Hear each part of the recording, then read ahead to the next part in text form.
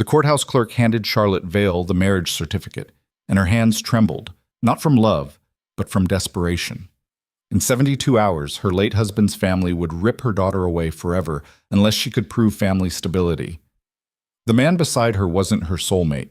He was Ethan Carter, a broke mechanic she'd met exactly once. No romance, no feelings, just a signature that might save everything. Then 6-year-old Lily grabbed both their hands, her tiny fingers ice-cold and shaking, and whispered the words that broke something inside Charlotte. "Please don't leave me too." Welcome to this story. If you're watching from anywhere in the world, drop your city in the comments. I want to see how far this reaches. And if you're still here at the end, hit that like button. Now let me tell you how a fake marriage became the most real thing either of them ever had. Ethan Carter's hands were still black with engine grease when his phone rang at 11:47 p.m. on a Tuesday. He almost didn't answer. Nobody called him this late unless Noah's school had an emergency and his 8-year-old son was asleep upstairs safe. The number was unlabeled, probably a scam. He picked up anyway. "Yeah? Mr. Carter?" The voice was female, clipped, professional. "This is Amanda Cross, executive assistant to Charlotte Vale. Ms. Vale needs to meet with you tomorrow morning at 9. The address is..." "Who?" Ethan frowned, wiping his hands on a rag that made them worse. He'd been under Mrs. Patterson's Buick for 3 hours trying to coax life back into a transmission that should have died in 2015. His back hurt, his shoulders ached. He wasn't in the mood for whatever this was. Charlotte Vale, CEO of Vale Logistics. A pause like she expected recognition. "She'll explain everything tomorrow. The meeting is at Riverside Estate. Security will have your name." "Look, I think you've got the wrong guy. You are Ethan Carter, correct? You knew Charlotte's late husband, Marcus Vale?" Ethan went still. The rag dropped from his fingers. Marcus. He hadn't heard that name spoken aloud in almost 2 years. Not since the funeral, where he'd stood in the back row wearing his only suit, watching Charlotte Vale stand beside a small casket surrounded by people in clothes that cost more than his truck. He'd left before anyone noticed him. He didn't belong there. "I knew Marcus a long time ago," Ethan said carefully. "We went to high school together, but that was 9 a.m., Mr. Carter. It's important." The line went dead. Ethan stared at his phone, then at the Buick, still half assembled in his garage, then at the clock. He had no idea what Charlotte Vale could possibly want from him, but the mention of Marcus had opened something in his chest he'd kept sealed for years. Guilt, maybe. Or just the memory of the last time he'd seen his old friend alive. Marcus, thin and pale, sitting in this exact garage, asking Ethan a question he'd never fully understood. "If something happens to me," Marcus had said quietly, "I need to know someone will look after Charlotte and Lily, someone I trust." Ethan had laughed it off, told Marcus he was being dramatic, told him nothing was going to happen. 3 weeks later, Marcus died of a brain aneurysm at 34 years old. Ethan rubbed his face, suddenly exhausted. He didn't know what this meeting was about, but he knew one thing for certain. Whatever Charlotte Vale wanted, it was going to complicate his life in ways he wasn't ready for. He was right. Riverside Estate wasn't a house. It was a monument. Ethan's truck rattled up the private drive at 8:53 a.m., past perfectly manicured hedges and fountains that probably cost more than his annual income. The main building stretched across the hilltop like something out of a movie. White stone, enormous windows, columns that served no structural purpose but made a statement anyway. Rich people, Ethan thought, and immediately felt guilty. Marcus had grown up in this world, and he'd been one of the most grounded people Ethan had ever known. But Marcus was gone now, and Ethan was about to walk into a place where he absolutely did not fit. A woman in a gray suit met him at the entrance. Amanda Cross, he assumed. She looked him over. Jeans, work boots, a button-down shirt he'd ironed himself that morning, and her expression didn't change, which somehow made it worse. "Mr. Carter, this way." She led him through hallways filled with art that probably belonged in museums, past rooms he couldn't identify the purpose of, until they reached a set of double doors. Amanda knocked once, then opened them without waiting for an answer. "Ms. Vale, Mr. Carter is here." "Thank you, Amanda." The voice was smooth, controlled, and exhausted in a way Ethan recognized immediately. He'd sounded like that for a year after Sarah died. Like every word cost energy you didn't have. Charlotte Vale stood beside a floor-to-ceiling window overlooking the estate grounds. She wore black, slacks, blouse, heels that added 3 inches she didn't need. Her dark hair was pulled back severely, and her face was the kind of beautiful that made men nervous. Sharp cheekbones, pale skin, eyes the color of winter storms. But it was her hands Ethan noticed. They were clenched at her sides, knuckles white. "Mr. Carter," she said, turning to face him fully, "thank you for coming." "I didn't really have a choice, did I?" Ethan said, then winced. "Sorry, that came out wrong." "No, you're right. I ambushed you." Charlotte gestured to a chair. "Please, sit." Ethan sat. Charlotte remained standing, and he wondered if that was a power move or if she just couldn't stay still. "I'm going to be direct," Charlotte said, "because I don't have time for subtlety, and I don't think you're the type who appreciates it anyway." "Okay. My late husband's family is attempting to take my daughter away from me." Her voice didn't waver, but her hands clenched tighter. "They've filed for emergency custody, claiming I'm an unfit mother due to emotional instability following Marcus's death. The hearing is in 3 days." Ethan's stomach dropped. Jesus. I'm sorry. But I don't understand what this has to do with me. Their case hinges on the argument that Lily is growing up in an unstable household. No father figure. A mother who works 80-hour weeks and can't provide proper emotional support. Charlotte's jaw tightened. They're not wrong about the hours. But they don't care about Lily's well-being. They care about the company. If they get custody, they control her inheritance, which means they control Vale logistics. That's sick. That's business. Charlotte finally sat down directly across from him. Up close, Ethan could see the shadows under her eyes, the tightness around her mouth. "I need to prove family stability. I need to show the court that Lily has a father figure, a complete household, a normal life." Ethan's pulse started to race. "Ms. Vale, I'm asking you to marry me, Mr. Carter." The words hung in the air like smoke. Ethan stared at her. "What?" "Not a real marriage. A legal one." Charlotte leaned forward, her eyes locked on his. "I need a husband. You need financial security. I know your situation. Single father, struggling to keep your business afloat, medical bills from your wife's illness still unpaid." "How do you know that?" Ethan's voice came out rough. "I did my research. Marcus trusted you. That was enough for me to look into your background." Charlotte didn't apologize. "I'm offering you $200,000 to marry me and live in this house for 2 years. You and your son, separate bedrooms, separate lives. Just a legal arrangement to satisfy the court and protect my daughter." Ethan stood up so fast his chair scraped backward. "This is insane." "It's practical." "It's insane," Ethan repeated. He started pacing, his mind racing. You don't even know me." "Marcus knew you. He talked about you." Charlotte's voice softened, just barely. "He said you were the most honest person he'd ever met. He said if he ever needed someone he could trust completely, it would be you." That stopped Ethan cold. "He said that?" 3 months before he died. Charlotte stood as well, closing the distance between them. "I'm not asking you to love me, Mr. Carter. I'm not asking for romance or affection or anything real. I'm asking for help. My daughter is 6 years old and she's terrified. If I lose her, she goes to people who see her as an asset, not a child. I will do anything to prevent that. Anything." Ethan looked at her, really looked, past the expensive clothes and the cold professionalism and the intimidating beauty. And he saw what he'd seen in the mirror for months after Sarah died: desperation. "I need to think about it," he said finally. "You have until tomorrow morning. The hearing is Friday." Charlotte handed him a business card with a number written on the back in precise handwriting. "That's my direct line. Call me with your answer."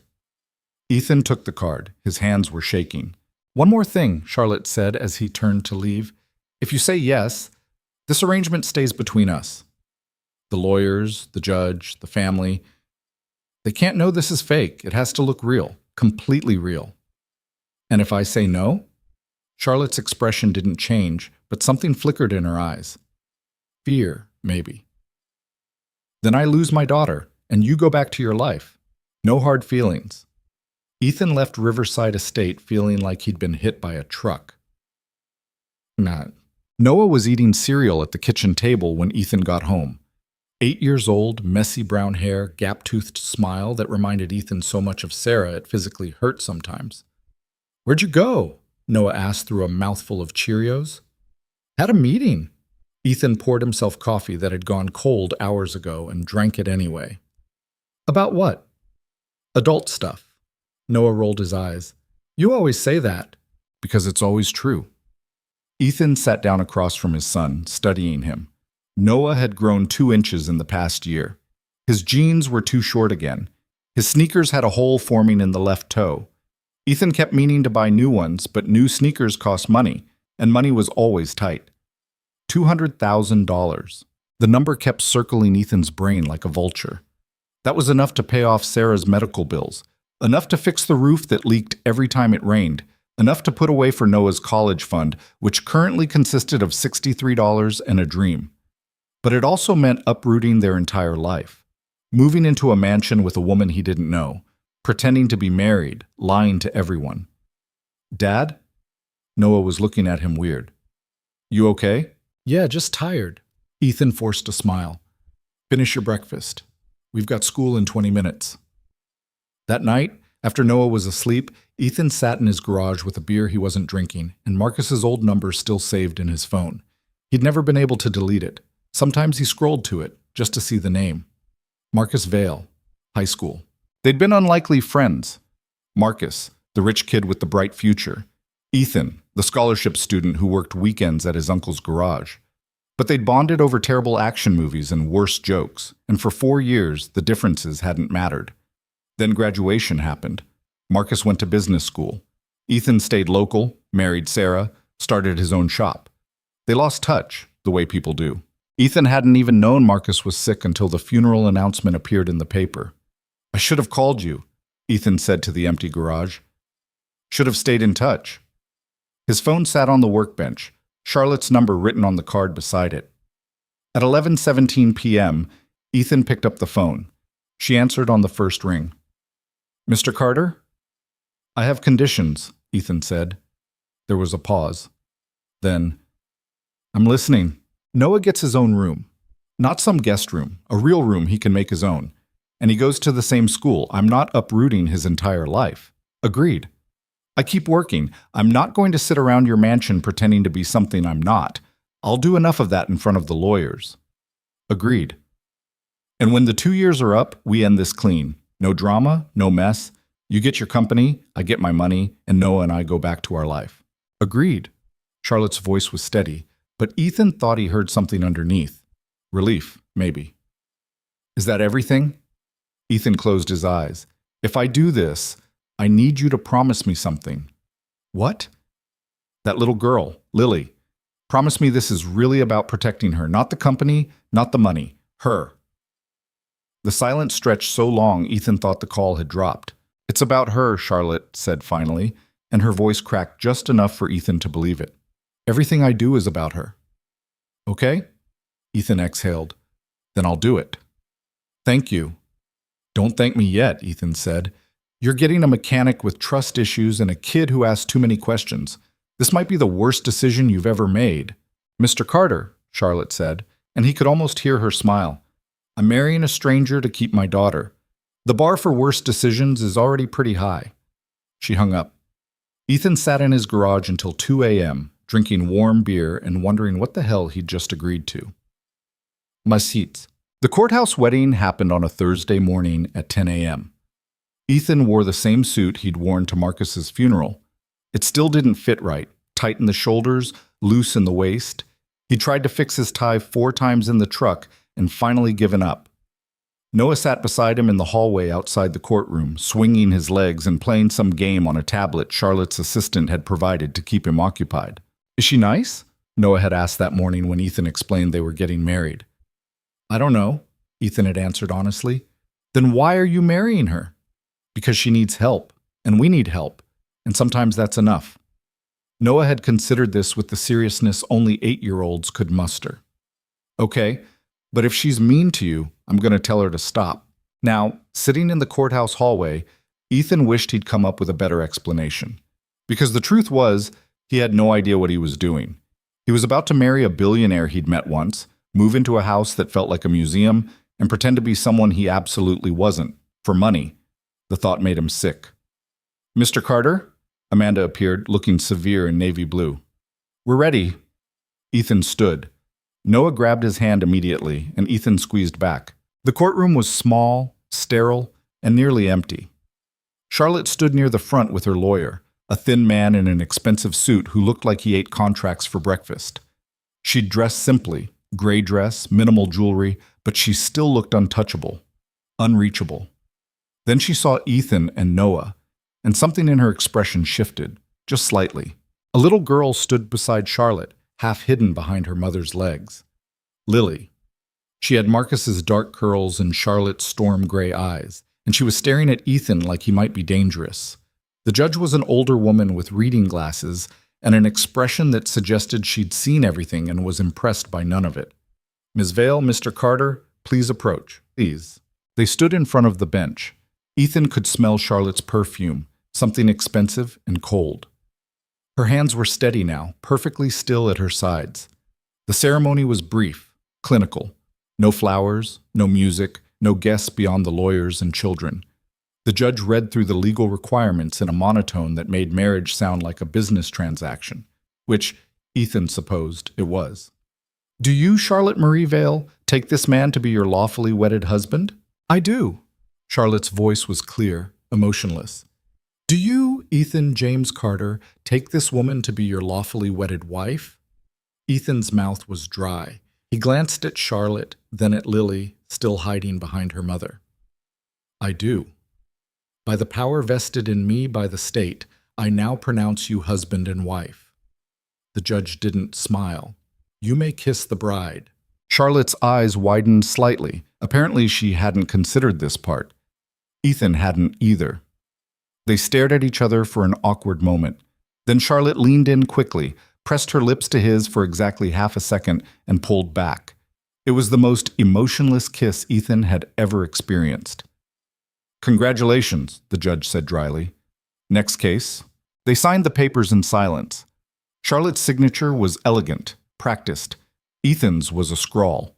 The lawyer witnessed, Amanda witnessed, and just like that, Ethan Carter was married to a woman he didn't love, didn't know, and had no business being tied to. Noah tugged his sleeve. "Dad, are we going to her house now?" "Yeah, buddy, we are." "Cool." Noah seemed completely unbothered by the fact that their entire life had just changed. Lily, however, had not moved. She was still pressed against Charlotte's side, her small hands gripping her mother's dress so tightly her knuckles were white. Charlotte bent down, her voice soft. "Lily, this is Ethan, and this is Noah. They're going to live with us now." "I don't want them to." Lily's voice was barely a whisper. "I know?" Charlotte's composure cracked just for a second. "But they're here to help us, okay?" Lily didn't answer. Ethan crouched down slowly, making himself smaller. "Hey, Lily. I know this is weird and scary, but I promise, we're not here to make things worse." Lily stared at him with eyes too old for a 6-year-old. "My daddy died." "I know. I'm really sorry. Are you going to die too?" The question hit Ethan like a fist. Charlotte's face went pale. "No," Ethan said gently. "I'm not going to die, and I'm not going to leave, I promise." Lily studied him for a long moment. Then slowly, she let go of Charlotte's dress and reached out one small hand toward Ethan. He took it carefully. Her fingers were ice cold. Noah, who'd been watching quietly, stepped forward and grabbed Ethan's other hand. Then, without asking permission, he reached over and took Lily's free hand too. The four of them stood there in the empty courtroom, connected by small hands and impossible promises. Charlotte looked down at their linked fingers, and for the first time since Ethan had met her, her mask completely shattered. Her eyes filled with tears she didn't let fall. "Let's go home," she whispered. Outside the courthouse, photographers were waiting. Not many. Charlotte had kept this quiet. But enough. Flashes went off as they walked down the steps. Noah flinched. Lily buried her face against Charlotte's shoulder. Ethan put his arm around Charlotte's waist without thinking, a protective gesture that surprised them both. She stiffened, then leaned into it slightly. "Mr. Carter, how did you meet Miss Vale?" "Charlotte, Is this a rebound marriage? What does the Vale family think about this? Ethan ignored them all. They reached the car, a sleek black SUV with tinted windows, and Amanda held the door open. Once inside, Lily started crying. Not loud, dramatic sobs, but quiet tears that broke Ethan's heart more than any scream could have. Charlotte pulled her daughter close, whispering things Ethan couldn't hear. Noah looked uncomfortable, the way kids do when they don't know how to help. "Hey," Ethan said softly to Lily. "You want to know a secret?" Lily peeked at him through tears. "When my son Noah was your age, he was afraid of thunderstorms. So every time it stormed, we'd build a fort out of blankets and eat ice cream inside. Made the scary stuff less scary." "Does that work?" Lily's voice was small. "Every time." Lily considered this, then quietly, "I like ice cream." "Me too," Noah offered. "Chocolate is the best." "Strawberry is better," Lily said, a hint of defiance in her voice. "No way." And just like that, the two kids were arguing about ice cream flavors, the tension broken by the simple magic of childhood. Charlotte looked at Ethan over their heads, and for the first time, he saw something other than cold professionalism in her eyes. Gratitude. The drive to Riverside Estate took 40 minutes. Ethan spent it staring out the window, watching the houses get bigger and farther apart, wondering what the hell he'd just gotten himself into. When they finally pulled up to the mansion, Noah's eyes went huge. "We're going to live here?" "Apparently," Ethan muttered. Amanda led them inside, past the grand entrance and up a sweeping staircase that belonged in a movie. Their rooms were on the second floor, in the east wing. "Mr. Carter, this is your room," Amanda said, opening a door to a suite roughly the size of Ethan's entire house. "Noah's room is adjacent, connected by this door. Ms. Vale and Lily are in the west wing." Separate wings, separate lives. Ethan's room was beautiful and sterile, expensive furniture, huge windows, a bed that could sleep 4. It didn't feel like a room someone lived in. It felt like a hotel. Noah's room, at least, had potential. Big windows, empty bookshelves waiting to be filled, space for all his stuff, and then some. "This is awesome," Noah ran to the window. "Dad, you can see the whole yard from here." "Yeah, buddy, it's pretty nice. Can I pick out paint colors and get new posters?" "We'll ask Charlotte." Ethan realized he'd used her first name without thinking. It felt strange in his mouth. That evening, they ate dinner in a dining room designed for 20 people. 4 of them sat at one end of a table long enough to land a plane on. The food was prepared by a chef Ethan never saw, served by staff who appeared and disappeared silently. It was the most uncomfortable meal of Ethan's life. Charlotte asked Noah polite questions about school. Noah answered enthusiastically, oblivious to the awkwardness. Lily picked at her food and said nothing. Ethan tried to eat normally and mostly failed. After dinner, Charlotte retreated to her study. Amanda showed Ethan where everything was. The kitchen, professional grade and intimidating. The library, 3 floors of books he'd never read. The garage, filled with cars worth more than his life. That night, Ethan lay in a bed too soft and stared at a ceiling too high, and thought about the woman currently sleeping in another wing of this massive house. His wife.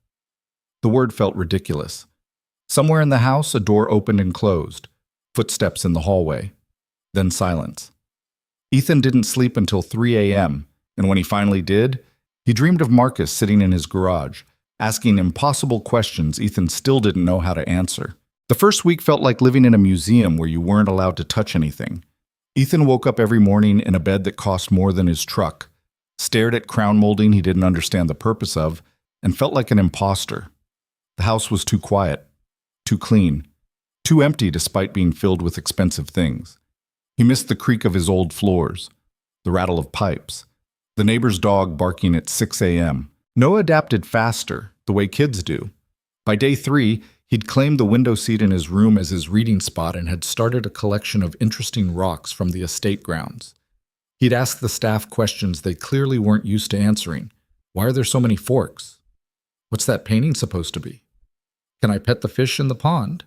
Lily, on the other hand, had barely said 10 words since they'd moved in. She drifted through the mansion like a ghost, always within sight of Charlotte, but never quite present.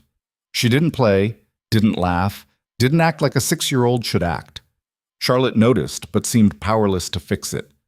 Ethan would catch her watching Lily with an expression that reminded him of how he'd felt those first months after Sarah died, desperate to help, with no idea how. On the fourth morning, Ethan found a broken cabinet hinge in the kitchen. The door hung crooked, catching every time someone tried to close it. He mentioned it to Amanda. "I'll have someone come look at it next week," she said. "I can fix it now, just need a screwdriver." Amanda blinked at him. "That's not necessary, Mr. Carter. It'll take 5 minutes." She looked uncomfortable, like he'd suggested something inappropriate, but she pointed him toward a utility closet, and Ethan found a toolbox that had probably never been opened. He fixed the hinge. Then he noticed the loose handle on the drawer beside it. Fixed that too. Then the wobbly leg on one of the breakfast table chairs. It felt good. Normal. Like something he actually knew how to do. He was tightening the last screw when Lily appeared in the doorway, silent as always. "Hey," Ethan said, not making a big deal of her presence. "You hungry? I was about to make breakfast." Lily shook her head but didn't leave. Ethan kept working, letting the silence sit. After a minute, she spoke. "You fix things." "Yeah, it's kind of what I do." "Can you fix everything?" The question was too big for a casual answer. Ethan set down the screwdriver and looked at her properly. She was wearing pajamas with cartoon bears on them, her dark curls tangled from sleep. She looked so much like Marcus it was unsettling. "No," Ethan said honestly. "Some things stay broken, but I try anyway." Lily considered this with the seriousness children use when processing things adults try to protect them from. "My mom cries at night," she whispered. "I can hear her." Ethan's chest tightened. "Yeah, sometimes grown-ups do that." "Do you cry?" "Sometimes." "About your wife?" He shouldn't have been surprised she knew. Kids heard everything. "Yeah, about my wife." Lily walked closer, examining the now fixed chair leg with interest. "Noah said she died too." "She did." "Does it stop hurting?" Ethan put down his tools and sat on the floor, making himself her height. "No, but it hurts different, less sharp, more like an ache." "I miss my daddy," her voice cracked. "I know you do. Everyone says it'll get better, but it's been forever, and it's not better." "Forever is a long time when you're 6, Ethan said gently. "How long has it really been?" 18 months, 2 weeks, and 5 days. She'd been counting. "That's not very long at all, Lily. It's okay that it still hurts." She looked at him with those storm-gray eyes, searching for something. "Do you think he's watching me?" Ethan had heard this question before from Noah. There was no good answer. "I don't know, maybe. But I think wherever he is, he'd want you to be okay. To laugh sometimes. To be a kid." "I don't remember how." The words broke something in Ethan's chest. Before he could respond, Charlotte's voice came from the hallway. "Lily? Where are you, sweetheart?" Lily immediately went still, guilty, like she'd been caught doing something wrong. She ran back toward her mother's voice without another word. Ethan sat on the kitchen floor surrounded by tools, feeling like he'd just glimpsed something important and painful. That afternoon, Charlotte had meetings. She'd been in her study since breakfast, her door closed, her assistant running interference. Ethan had nothing to do. Noah was at his new school, a private academy that made Ethan uncomfortable every time he dropped him off. All the other parents drove cars that cost 6 figures and wore watches that cost more. He didn't fit. He'd never fit. Around 3 p.m., Ethan couldn't take the silence anymore. He changed into work clothes and headed to the garage. Charlotte's car collection was absurd. A vintage Porsche that probably appreciated faster than stocks. A Tesla that drove itself. A Range Rover with leather seats that still smelled new. And in the back corner, covered with a tarp, was Marcus's car. A 1967 Mustang Fastback in midnight blue. Ethan knew because Marcus had talked about this car constantly in high school. His grandfather's car. The one thing Marcus cared about that wasn't related to business or expectations. Ethan pulled off the tarp carefully. Dust rose in clouds. The Mustang was beautiful but neglected. Flat tires, dull paint, cobwebs in the wheel wells. It hadn't been driven in years. He popped the hood. The engine was a mess of corrosion and dried fluids, but the bones were good. This car could run again. It would take work, but it was possible. "What are you doing?" Ethan turned. Charlotte stood in the garage doorway, still in her business clothes, looking exhausted and irritated. "Sorry," Ethan said. "I was just looking. I'll cover it back up." "No, I mean—" Charlotte walked closer, her heels clicking on concrete. "Why are you out here?" "Couldn't sit still. Thought I'd see what you had." Charlotte looked at the Mustang, and her expression did something complicated. "That was Marcus's. He used to spend hours working on it." "I remember. He talked about it all the time in school. It hasn't run since he died. I couldn't—" She stopped. "I couldn't deal with it." Ethan wiped his hands on a rag. "I could get it running again, if you wanted." "Why would you do that?" "Because I'm going crazy with nothing to do. And because Marcus would hate seeing it like this." Charlotte studied him for a long moment. "You really knew him, didn't you? It wasn't just something you said." "We were close, a long time ago." Ethan leaned against the workbench. "Lost touch after graduation. My fault, mostly. Got busy with life." "He mentioned you sometimes," Charlotte said quietly. "Said you were the only friend who never wanted anything from him." "There was nothing to want. He was just Marcus." "Most people didn't see him that way." Charlotte touched the Mustang's hood gently, like it might burn her. "They saw the money, the name, the future CEO. That must have been lonely." "It was." She pulled her hand back. "For both of us." They stood in silence for a minute, the garage filled with ghosts and unspoken things. "The custody hearing is in 2 days," Charlotte said finally. "The lawyers think we have a good case now. Stable home, 2-parent household, character witnesses lined up. That's good. We need to be convincing, at the hearing and after. The Vale family will be watching for any sign this marriage isn't real." "I know. Which means we need to act like a couple, in public at least." Ethan nodded. "I can do that." "Can you?" Charlotte looked at him directly. "Because you can barely look at me during dinner. You freeze every time I get within 3 feet of you. If the lawyers notice, the judge definitely will." She wasn't wrong. Ethan had been treating her like a live wire, necessary to be near but dangerous to touch. "I'll work on it," he said. "We both need to." Charlotte's voice softened. "I'm not good at this either. Pretending? Being close to someone." "Even with Marcus?" "Marcus and I had an arrangement too. Just a different kind." She said it matter-of-factly, but Ethan heard the pain underneath. "Our marriage was about family expectations, merging dynasties. We cared about each other, but love, that wasn't part of the contract." Ethan stared at her. He never said anything. He wouldn't have. Marcus was very good at playing the part people expected. Charlotte wrapped her arms around herself. "I think that's why he valued you. You never expected him to be anything but himself." The conversation was getting too heavy, too real. Ethan changed the subject. "The Mustang. You want me to fix it or leave it alone?" Charlotte looked at the car again, and for a second her mask slipped completely. "Fix it, please. I think he'd like that." She left before Ethan could respond. That night, thunderstorms rolled in around 10 p.m., the kind that made the mansion's windows rattle and turned the sky purple-black. Ethan lay in bed listening to rain hammer the roof, thinking about Charlotte's admission. Marcus's marriage had been arranged too, just with better PR. He wondered if Marcus had been happy, if Charlotte had been, if arranged marriages ever turned into real ones, or if they just remained beautiful lies people told themselves. A scream cut through the storm. Ethan was out of bed before he fully processed it. He ran into the hallway, nearly colliding with Charlotte, who'd come from the opposite direction.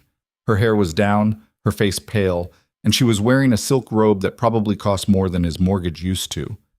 "Lily," she said, and they both ran. Lily's room was down the hall. The door was open, light spilling out. Inside, the little girl was sitting up in bed, sobbing so hard she could barely breathe. Her whole body shook. "Lily, baby, it's okay." Charlotte rushed to her daughter, reaching out. "No!" Lily screamed, scrambling backward. "Don't touch me! Don't!" Lightning flashed. Thunder followed instantly, so loud it felt like the house split open. Lily started screaming again, her hands over her ears, her face red and wet with tears. She wasn't seeing Charlotte anymore. She was somewhere else entirely, lost in whatever nightmare the storm had dragged up. Charlotte froze. Ethan could see panic in her eyes, the horrible helplessness of watching your child suffer and having no idea what to do. "Lily, please let me help." "I want Daddy," Lily sobbed. "I want Daddy. I want Daddy. I want—" Her voice broke into incoherent crying. Charlotte's face crumpled. She looked at Ethan, desperate. "I don't know what to do. She won't let me near her. She never— This happens every storm and I can't—" Ethan stepped forward carefully. "Can I try?" Charlotte nodded, stepping back. Ethan approached Lily the way you'd approach a scared animal, slow, non-threatening. He didn't try to touch her. He just sat down on the floor beside her bed, a safe distance away. "Hey, Lily," he said quietly. "It's just a storm. It's loud and scary, but it can't hurt you." "It killed him," Lily screamed. "He left in the storm and he didn't come back." Ethan's stomach dropped. He looked at Charlotte, who'd gone white. "Marcus died during a storm?" he asked quietly. Charlotte nodded, unable to speak. Ethan turned back to Lily. "I'm sorry, that's really scary, but this storm isn't that storm, okay? This one's just noise." "I don't like it." "I know. My son Noah doesn't like them either." "He doesn't?" Lily peeked at him through tears. "Nope. When he was your age, we'd build blanket forts during storms, made them less scary. I don't know how to build forts. I could show you, but not right now. Right now, I'm just going to sit here with you. Is that okay?" Lily didn't answer, but she didn't scream at him to leave either. They sat in silence while the storm raged outside. Ethan didn't try to fix it or comfort her or make promises. He just stayed. After a few minutes, Lily's breathing started to slow. The sobs became hiccups. She wiped her face with her blanket. "Tell me about my daddy," she whispered. Ethan blinked. "What do you want to know?" "Mom doesn't talk about him. She gets sad." He glanced at Charlotte, who was standing by the door with tears running silently down her face. "Your dad was funny," Ethan said.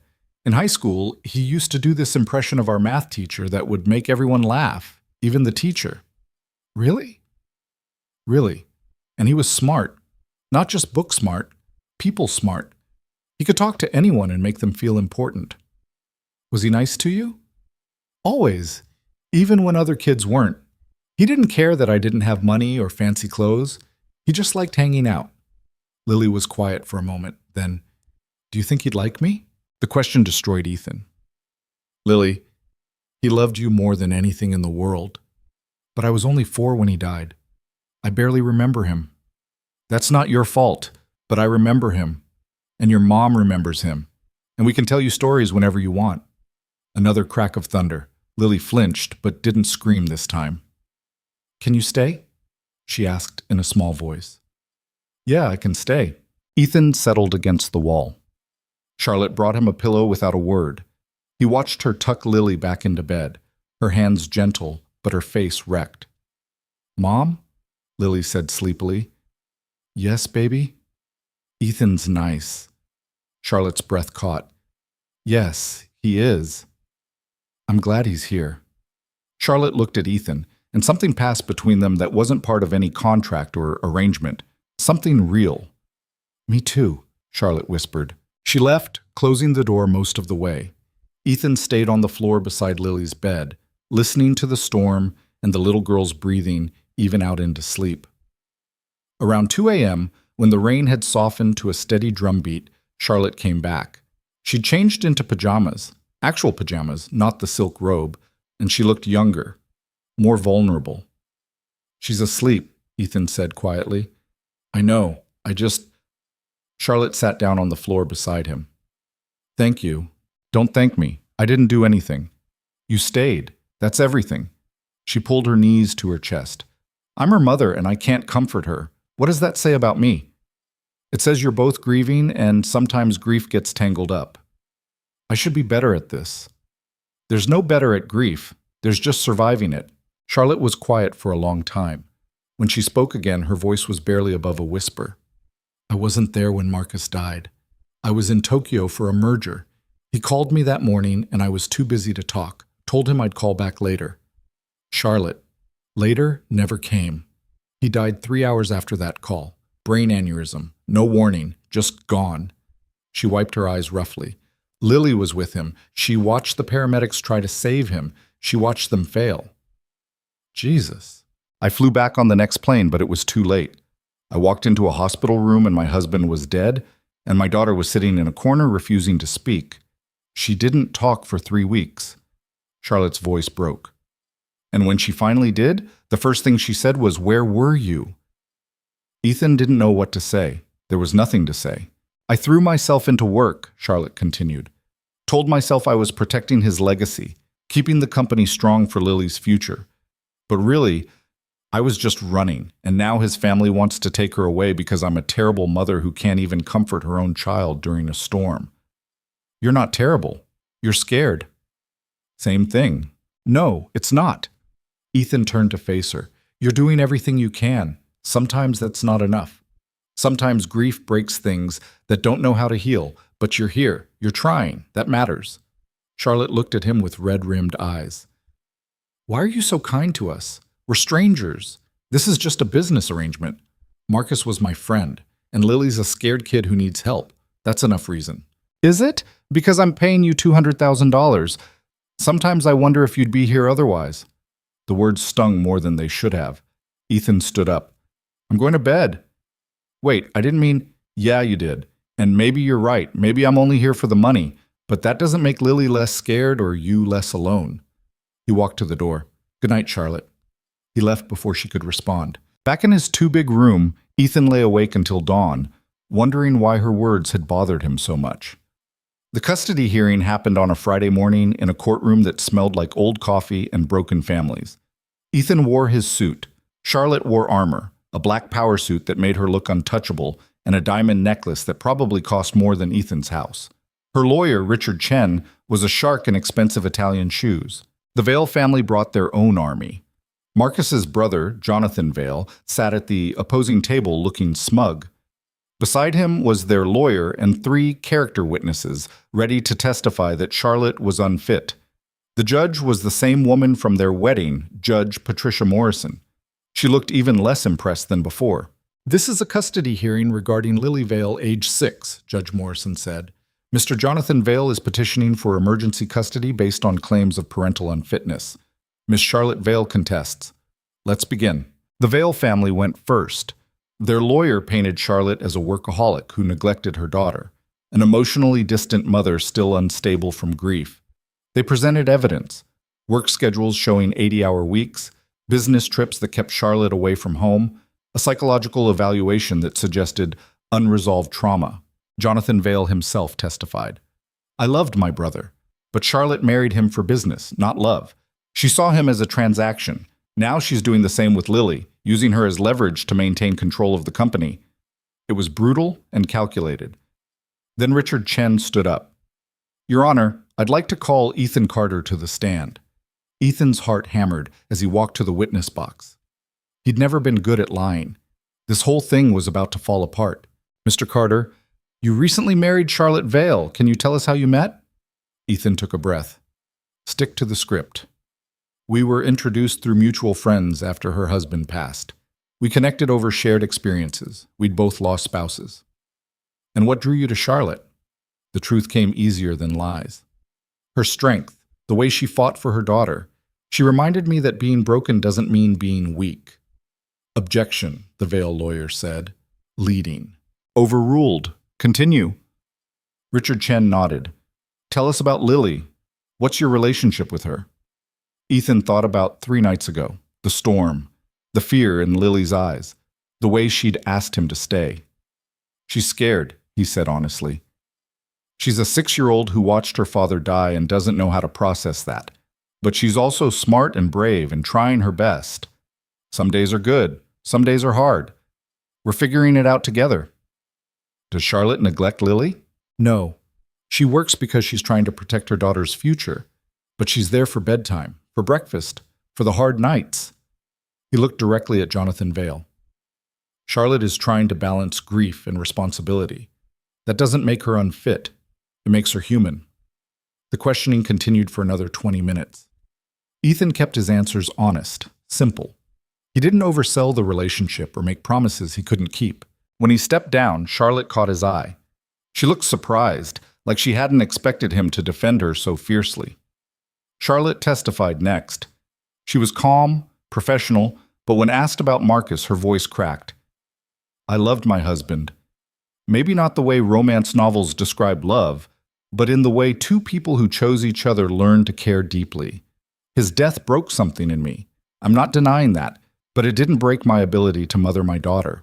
Then why did you remarry so quickly? The Vale lawyer asked. 18 months seems fast.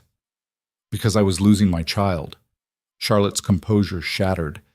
Because you, she pointed at Jonathan, filed for custody before Marcus was cold in the ground. Because everything in me was screaming to protect my daughter, and I needed help. So you married for convenience. I married for my daughter. Is that so different from marrying for love? The courtroom went silent.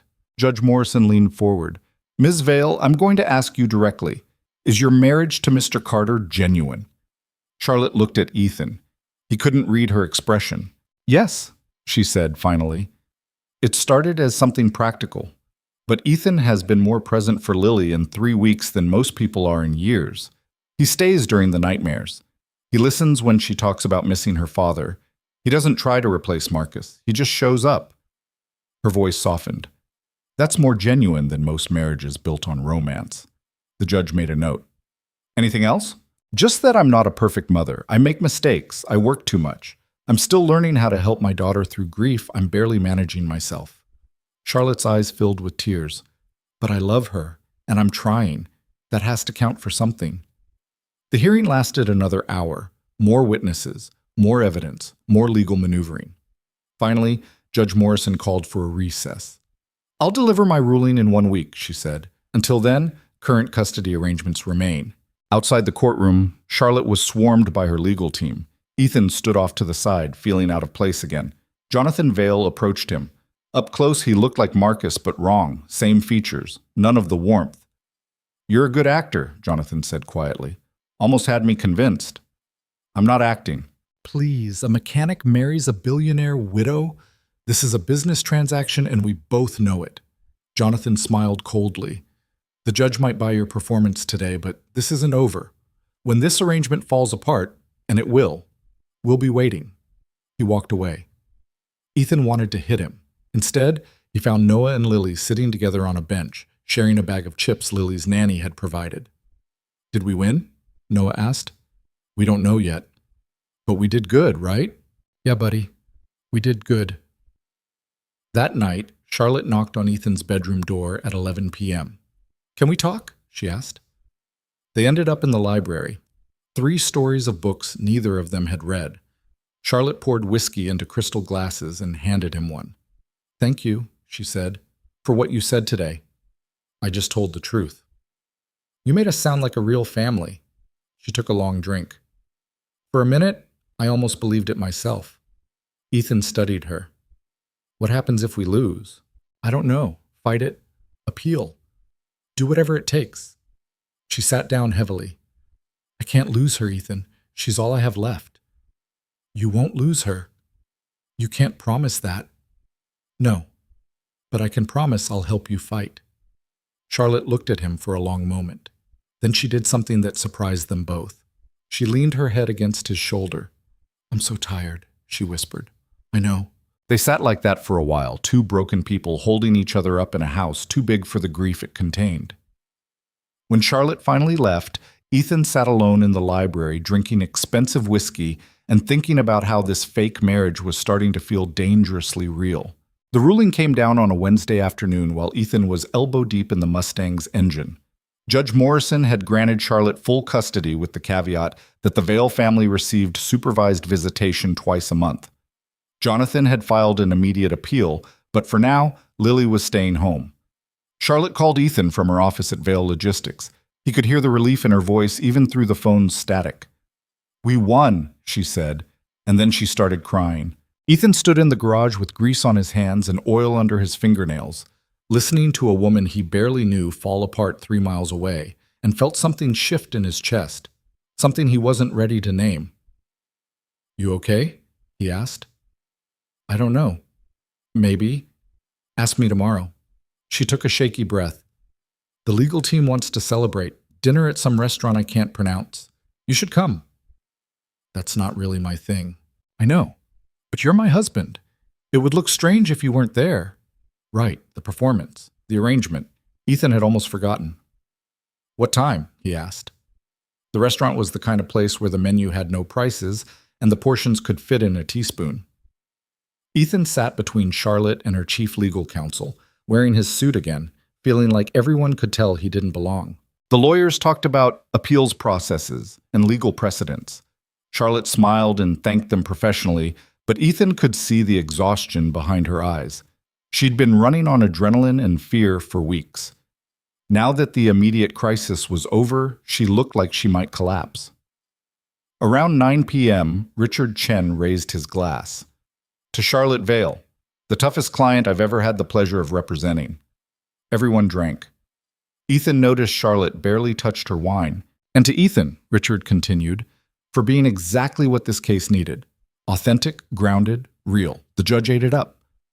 The words felt like a backhanded compliment, like Ethan was a prop that had performed well. Just told the truth, Ethan said. Well, it worked. Jonathan Vale's team tried to paint you as a gold digger, but your testimony shut that down fast. Richard grinned. Speaking of which, did you hear about their initial offer? Ethan went still. What offer? Richard glanced at Charlotte, who had gone pale. Oh, I assumed you knew. Knew what? Ethan's voice came out harder than he intended. Charlotte set down her wine glass carefully. Richard, can you give us a minute? The lawyer looked between them, sensing he'd stepped in something. Of course, He made himself scarce. The rest of the legal team suddenly became very interested in their desserts. Charlotte stood. Let's take a walk. They ended up outside the restaurant, on a sidewalk that overlooked the harbor. Boats bobbed in the dark water, their lights reflecting like broken stars. Charlotte wrapped her arms around herself despite the warm evening. Before the wedding, she said finally, Jonathan approached you, didn't he? Ethan's jaw tightened. How do you know that? I didn't, not for sure, but Richard's been digging into Jonathan's finances for the appeal, and he found a wire transfer authorization, $2 million, dated 3 days before our wedding, payable to you. She turned to face him. He offered you money to walk away. Yeah, he did. Why didn't you tell me? Because it didn't matter. I said no. Charlotte stared at him. $2 million and you said no? Just like that? Just like that. Why? Ethan looked out of the water. Because Marcus asked me to look after you and Lily if anything happened to him. I didn't understand what he meant at the time, thought he was being paranoid, but he knew. Somehow he knew his family would come for Lily. He shoved his hands in his pockets. $2 million doesn't make up for breaking a promise to a dead friend. Charlotte was quiet for a long time. When she spoke, her voice was thick. I didn't know Marcus talked to you about us. He came to my garage about a month before he died, said he needed to ask me something important, told me about you and Lily, said if anything ever happened, he needed someone he trusted to protect you both. Ethan's throat tightened. I laughed it off, told him he was worrying over nothing. You couldn't have known. Neither could you, but we're both carrying it anyway. Charlotte moved closer, close enough that Ethan could smell her perfume, could see the tears she was trying not to cry. You turned down $2 million because of a promise you made to a man who's been dead for 18 months. Yeah. That's the stupidest thing I've ever heard. Probably. You could have taken the money and run, let Jonathan's lawyers destroy me, walked away clean. I know. So why didn't you? Ethan met her eyes. Because some things matter more than money. I figured a billionaire would understand that. Charlotte let out a sound that was half laugh, half sob. I'm starting to. They stood there in silence, the sounds of the city washing over them. Finally, Charlotte spoke again. There's something else you should know. What? Lily's therapist bills. I noticed they'd been paid in full last month. I didn't authorize it, so I asked Amanda to look into it. Charlotte's voice went soft. It was you. You paid them. Ethan tensed. That's not $12,000, Ethan. You paid $12,000 for my daughter's therapy. She needed it, and you were buried in legal fees. It wasn't a big deal. Wasn't a big deal? That's more than half your savings. How do you know how much I have saved? Because I pay attention. Charlotte stepped closer. You spent your emergency fund on therapy for a child who isn't yours. Why? Because she was having panic attacks 3 times a week, and nobody was doing anything about it, Ethan said, his voice rising. Because you were drowning and didn't see it. Because someone had to help her, and I was standing right there. You should have told me. Why? So you could feel guilty about it? So you could insist on paying me back and make it transactional? Ethan shook his head. She's a scared kid. She needed help. That's the whole story. Charlotte was crying now, tears running down her face that she didn't bother to wipe away. I don't understand you. Join the club. You turn down millions. You spend your savings on my daughter. You defend me in court like you actually give a damn. Why? Because I do give a damn. The words came out louder than Ethan intended. A couple walking past glanced over. He lowered his voice. I don't know when it happened, but somewhere between the courthouse and the hearing and the nightmares and the broken cabinets, I started caring. About Lily. About you. About this whole mess. Charlotte closed the distance between them completely. This was supposed to be business. I know. A clean arrangement. I know. So what the hell is it now? Ethan didn't have an answer, so he did something reckless instead. He kissed her. Not the half-second performance from their wedding. A real kiss. His hand cupping her face, her fingers gripping his jacket, both of them desperate and confused and trying to figure out what this thing between them was becoming. When they pulled apart, Charlotte was shaking. That complicates things, she whispered. Yeah, it does. They went back to the restaurant, finished dinner, smiled for the lawyers, played the part of the happy couple who just won their custody battle. But something had fundamentally changed. The line between fake and real had blurred so much neither of them could find it anymore. The ride home was silent. They sat in the back of the town car with 6 inches of space between them that felt like miles. Charlotte stared out her window. Ethan stared out his. Neither spoke. When they got back to Riverside Estate, Amanda was waiting with an iPad and a worried expression. Ms. Vale, there's something you need to see. Charlotte took the tablet, her face illuminating in the blue glow. Ethan watched her expression change from confusion to shock to something that looked like grief. What is it? He asked. Charlotte handed him the iPad without a word. It was an email from Marcus's lawyer. Subject line, time-delayed message, 18 months post-death. Ethan read the body text twice before it sank in. Marcus set up a video message, Charlotte said, her voice hollow, to be released 18 months after his death. It unlocked tonight. The video file was attached. Charlotte tapped it with trembling fingers. Marcus's face filled the screen.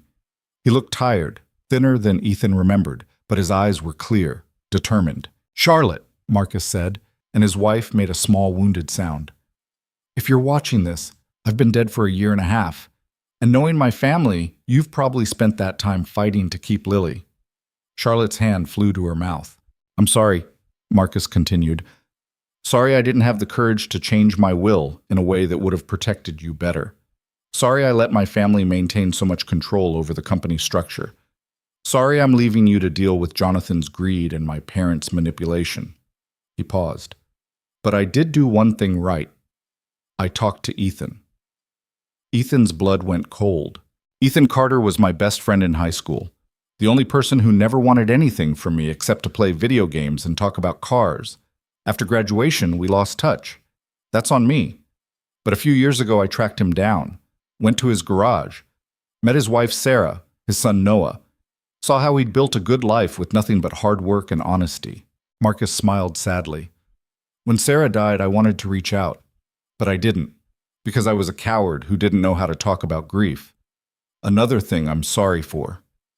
Charlotte was crying silently, her whole body rigid.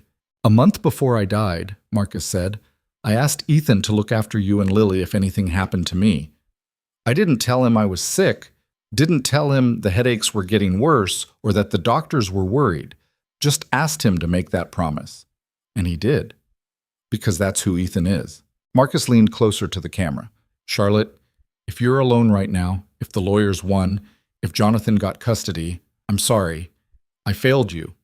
But if Ethan's there, if he kept his promise, Then I need you to know something. I trust him more than I've ever trusted anyone, including my own family, including myself.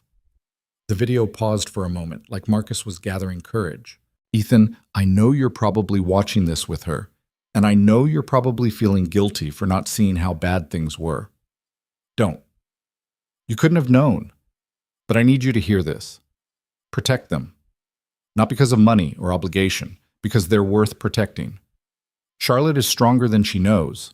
Lily is braver than she thinks. And you're the kind of man I always wished I had the courage to be. Marcus's eyes filled with tears. Charlotte, I know our marriage wasn't a love story. We were practical about what we needed from each other. But I did love you. Maybe not the way poets write about, but in the way two people learn to care deeply when they choose each other every day. You made me better than I was. I hope I did the same for you. He took a breath. If Ethan's there, if he's helping you, don't push him away. I know you. You'll try to handle everything alone because asking for help feels like weakness. It's not. Let him in. Let Lily have someone who shows up just because that's what good people do. And Ethan, don't let her freeze you out. She needs you even when she's pretending she doesn't. Marcus wiped his eyes. Take care of each other. Take care of my daughter. Tell her I love her. Tell her I'm sorry I didn't get more time. And tell her it's okay to be happy again. All of you. You don't have to carry grief forever. The screen went black. Charlotte collapsed. Not dramatically, just a slow fold onto the nearest chair, her face in her hands, her shoulders shaking. 18 months of held-together composure completely shattered. Ethan stood frozen, Marcus's words still echoing. He'd known Marcus had been sick, the headaches, the doctor visits, and he'd said nothing. Done nothing. Amanda quietly left the room.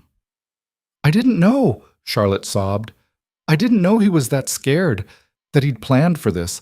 I thought he just died and left me alone. Ethan knelt beside her chair. He loved you. He loved the company, the legacy, our arrangement. No, he loved you. You heard him. I was in Tokyo when he died, Charlotte said through tears. I was closing a deal worth hundreds of millions, and my husband was dying, and I didn't know. Didn't feel it. Didn't sense something was wrong. What kind of person doesn't know when their partner is leaving them? The kind who's doing exactly what they promised to do. He knew you were working. He wanted you to work. This isn't your fault. Then whose fault is it? Nobody's. Sometimes people just die and there's no one to blame. Charlotte looked at him with red, swollen eyes. He asked you to protect us. Yeah. And you said yes without hesitation. Yeah. Even though we'd barely spoken in 15 years. Marcus was my friend. That doesn't expire. Charlotte reached out and took his hand. Her fingers were cold, shaking. He said you're the kind of man he wished he'd had the courage to be. I think he was right. I'm not that good, You're just someone who keeps promises when everyone else walks away. You're just someone who spends their savings on a stranger's child. You're just someone who stays during the storms. Charlotte's voice broke. Don't diminish that, Ethan. Please. They sat on the floor of the foyer, a mechanic and a billionaire, both wrecked by a dead man's final message, and held on to each other like drowning people reaching for anything solid. Eventually, Charlotte's tears slowed. She pulled back, wiping her face roughly. I look terrible. You look human, she laughed weakly. I don't remember the last time I cried like that. Probably overdue then. Charlotte stood, smoothing her clothes in a gesture that was pure habit. I should check on Lily, make sure she's asleep. I'll come with you. They found Lily already awake, sitting with Noah in the library. Both kids were supposed to be in bed, but they'd clearly snuck downstairs. They were looking at one of the massive art books that nobody ever opened, whispering about which paintings were ugly and which were maybe okay. You two are supposed to be asleep, Charlotte said, but there was no real anger in it. We couldn't sleep, Noah said quickly, so we thought we'd look at boring stuff until we got tired. And? Ethan asked. Still not tired. Turns out some of this art is actually cool. Noah pointed to a Jackson Pollock. This guy just threw paint at a canvas and became famous. That's genius. That's ridiculous, Lily countered. My kindergarten class does better. Yeah, but did your kindergarten class sell paintings for millions? If they did, I want my cut. Ethan caught Charlotte's eye. She was almost smiling. Okay, Charlotte said, but 30 more minutes, then bed, for real this time. The kids went back to their debate. Charlotte and Ethan stood in the doorway watching. They're good together, Charlotte said quietly. Yeah, they are. Noah's been good for Lily. She smiles more when he's around. Lily's been good for Noah too, gives him someone to take care of besides me. Charlotte leaned against the doorframe. Do you think Marcus planned this? Not just asking you to help, but specifically hoping we'd… She stopped. Would what? I don't know. Become something real? Ethan considered it. Maybe. Marcus was always 3 steps ahead of everyone. Would you hate it if he did? If this was all part of some plan he set in motion before he died? I don't know. Ask me when I'm less confused about what this even is. Charlotte turned to face him fully. What do you want it to be? The question hung between them, heavy with implications neither was ready to deal with. Before Ethan could answer, Lily called out, Mom, come look at this weird painting of soup cans. The moment broke. Charlotte went to join the kids. Ethan stayed in the doorway, watching his son and her daughter argue about Andy Warhol, while Charlotte tried to explain pop art. They looked like a family. Somewhere, Ethan thought Marcus was probably pleased with himself. The next morning, Charlotte had an emergency board meeting at Vale Logistics. Some crisis involving a shipping contract and international tariffs. She left at 6 a.m., still in the clothes from the night before, looking exhausted but determined. Ethan made breakfast for the kids. Noah wanted pancakes. Lily wanted cereal. They compromised on both. Is Mom okay? Lily asked, pushing Cheerios around her bowl. She's dealing with work stuff. She'll be fine. She was crying last night. I heard her. Ethan flipped a pancake, buying time. Sometimes grown-ups cry. Doesn't mean anything's wrong. She doesn't usually cry. Maybe she needed to. Lily thought about this. Do you cry? Sometimes. About your wife? Yeah. And other stuff. Like what? Noah kicked her under the table. You're not supposed to ask personal questions. Why not? He's family now. The word family hit Ethan harder than it should have. He set down the spatula. It's okay, Noah. She can ask. He turned to Lily. I cry about missing Sarah, about wishing I'd been a better husband, about being scared I'm messing up as a dad. You're not messing up, Noah said immediately. Thanks, buddy, but some days it feels like I am. That's dumb, Lily said matter-of-factly. You're good at dad stuff. You stay when people are scared. You fix things. You make pancakes. She paused. My real dad couldn't cook at all. Yeah, Marcus once tried to make scrambled eggs and set off the smoke alarm, Ethan said without thinking. Lily's eyes went wide. You knew my dad. Ethan froze. He'd been so careful not to mention his friendship with Marcus around her. He glanced at Noah, who looked equally surprised. Yeah, Ethan said carefully. We were friends in high school. Mom never said that. Your mom didn't know I was going to marry her when I knew your dad. It's complicated. Everything's complicated, Lily said, with the weariness of someone much older. Then, what was he like when he was young? Ethan sat down at the table. Funny, smart, really bad at basketball, but tried anyway. He used to collect old vinyl records. Mom still has those. They're in the library. Yeah, he loved them. Said music sounded better when you had to work for it. Ethan smiled at the memory. And he had this terrible car. The Mustang, the blue one in the garage. That's the one. He worked on it every weekend, talked about it like it was a person. Mom won't let anyone touch it. I know, but I'm fixing it up. Your dad would have wanted it to run. Lily was quiet for a moment, processing. Do you miss him? Yeah, I do. Me too, but I don't remember him very good. Is that bad? Ethan's chest tightened. No, you were little when he died. It's not your fault. Will you tell me more stories about him? When he was young? Whenever you want. Lily nodded, satisfied. She went back to her cereal. Noah started eating his pancakes. And Ethan sat at the breakfast table of a mansion that still didn't feel like home, realizing that somehow, without meaning to, he'd become exactly what Marcus had asked him to be, someone who stayed. Charlotte came home at 9 p.m. looking like she'd been through a war. Her hair was falling out of its neat bun, her makeup was smudged, and her blouse had a coffee stain on the collar. How bad? Ethan asked. He was in the kitchen, cleaning up from dinner. We lost the contract, $12 million in revenue gone because our competitor undercut us by 3%. She dropped her bag on the counter. Jonathan voted against my proposal to restructure our pricing. He's still on the board, still has enough shares to cause problems. Can you remove him? Not without a shareholder vote, I'd probably lose. Charlotte rubbed her face. He's systematically trying to undermine me, revenge for the custody loss. That's petty. That's business. She looked around. Where are the kids? Noah's doing homework. Lily's reading in her room. I checked on her 20 minutes ago. She was okay? She was fine. Asked me to tell her about Marcus. Charlotte went still.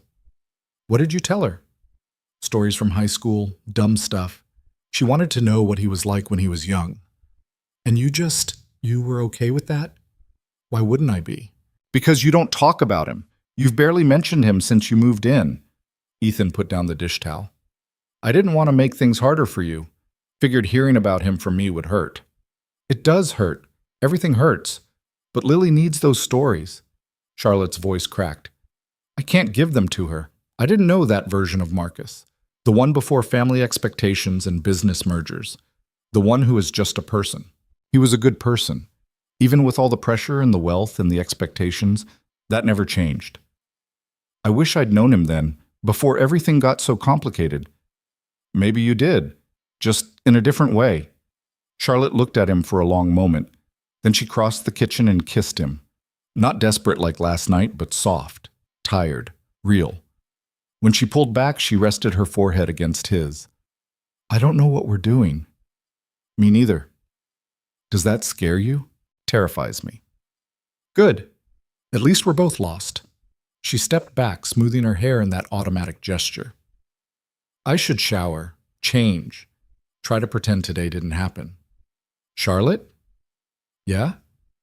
You're doing a good job, with the company, with Lily, with all of it.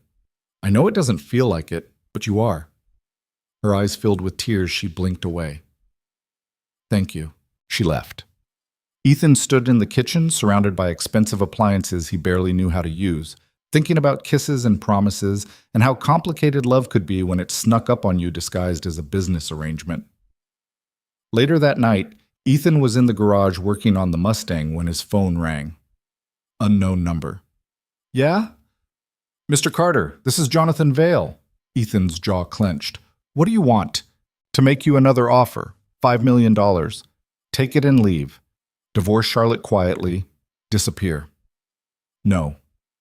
You haven't heard the terms yet. Don't need to. Answer's no. Jonathan laughed coldly. You turned down $2 million before the wedding. Now you're turning down $5 million after.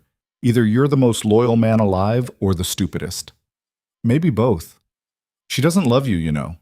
This is still a transaction to her, a means to an end. You don't know what you're talking about. Don't I? I've known Charlotte for 8 years, watched her marry my brother for business, watched her bury herself in work after he died. She doesn't know how to love anyone except Lily. You're fooling yourself if you think you're different. This call's over. Wait, one more thing. There's going to be another custody petition, new evidence, new witnesses, and this time we'll win. Because a mechanic playing house with a billionaire? That novelty's wearing off. Judge Morrison will see through it eventually. They always do. See you in court, Ethan said, and hung up. He sat in the garage for a long time, Jonathan's words echoing in his head. $5 million. More money than Ethan would see in 10 lifetimes. Enough to set up Noah's future completely. Enough to walk away clean. He thought about Charlotte, about Lily, about the promise he'd made to Marcus, and the feelings that had somehow grown in between the fake smiles and the legal hearings.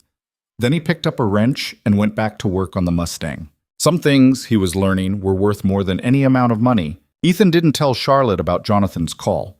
He told himself it was because she had enough to worry about, but the truth was more complicated. Part of him wanted to know if Jonathan was right, if this was still just a transaction to her, if he was fooling himself into believing something real was happening between them. The Mustang became his refuge. Every evening after the kids were in bed, he'd disappear into the garage and work on Marcus's car. New brake lines, fresh fluids, a carburetor that needed rebuilding from scratch. The work was methodical, honest. You either fixed something or you didn't. There was no gray area. Charlotte found him there on a Friday night, 3 weeks after Marcus's video message. She was still in her work clothes, black slacks, white blouse, heels that clicked on the concrete floor. "You're always out here now," she said. Ethan didn't look up from the engine. "Helps me think." "About what?" "Everything. Nothing. Why carburetors are designed by people who hate mechanics." Charlotte moved closer. She'd loosened her hair from its usual severe bun, and it fell around her shoulders in a way that made her look younger, more approachable. "Can I help?" she asked. Ethan finally looked at her. "You want to help me fix a car?" "I want to understand what you do out here every night instead of being inside with us."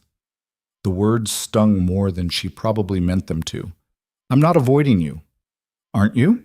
"No, I'm just—" Ethan set down his wrench. "I'm trying to figure out what the hell we're doing. This arrangement, this marriage, whatever this is." Charlotte was quiet for a moment. Then she picked up a rag and started wiping grease off a wrench she clearly didn't know how to use. "When I was 12, my father taught me that every relationship is a transaction. You give something, you get something. Marriage, business, friendship, all the same." I thought he was cynical. Turned out he was just realistic. "That's depressing." "It's practical. Marcus understood that. We both did. Our marriage worked because we were honest about what we needed from each other." "And what did you need?" "Stability, partnership, someone who understood the pressure of running a company worth billions, someone who wouldn't ask me to be something I'm not." She set down the wrench. "What did Marcus need?" "I don't know. You were married to him. He needed someone who wouldn't fall in love with him." Charlotte said it like a confession. "He told me that once, after we'd been married for a year. Said he was relieved I didn't expect romance because he didn't know how to give it, didn't want to give it." Ethan leaned against the Mustang. "So you two just, what, coexisted?" "We built a life, had a daughter, respected each other. That's more than most people get. It's less than you deserved." Charlotte looked at him sharply. "You don't know what I deserve." "Yeah, I do. You deserve someone who looks at you like you're not a business arrangement, who wants to know how your day was, not just how the company's performing, who doesn't treat love like it's a weakness." "And you think you're that person?" The question hung between them like a dare. "I don't know," Ethan said honestly, "but I know I can't keep doing this halfway, pretending during the day and keeping my distance at night, kissing you like I mean it, and then wondering if you feel anything at all." Charlotte's composure cracked. "You think I don't feel anything? You think this is easy for me?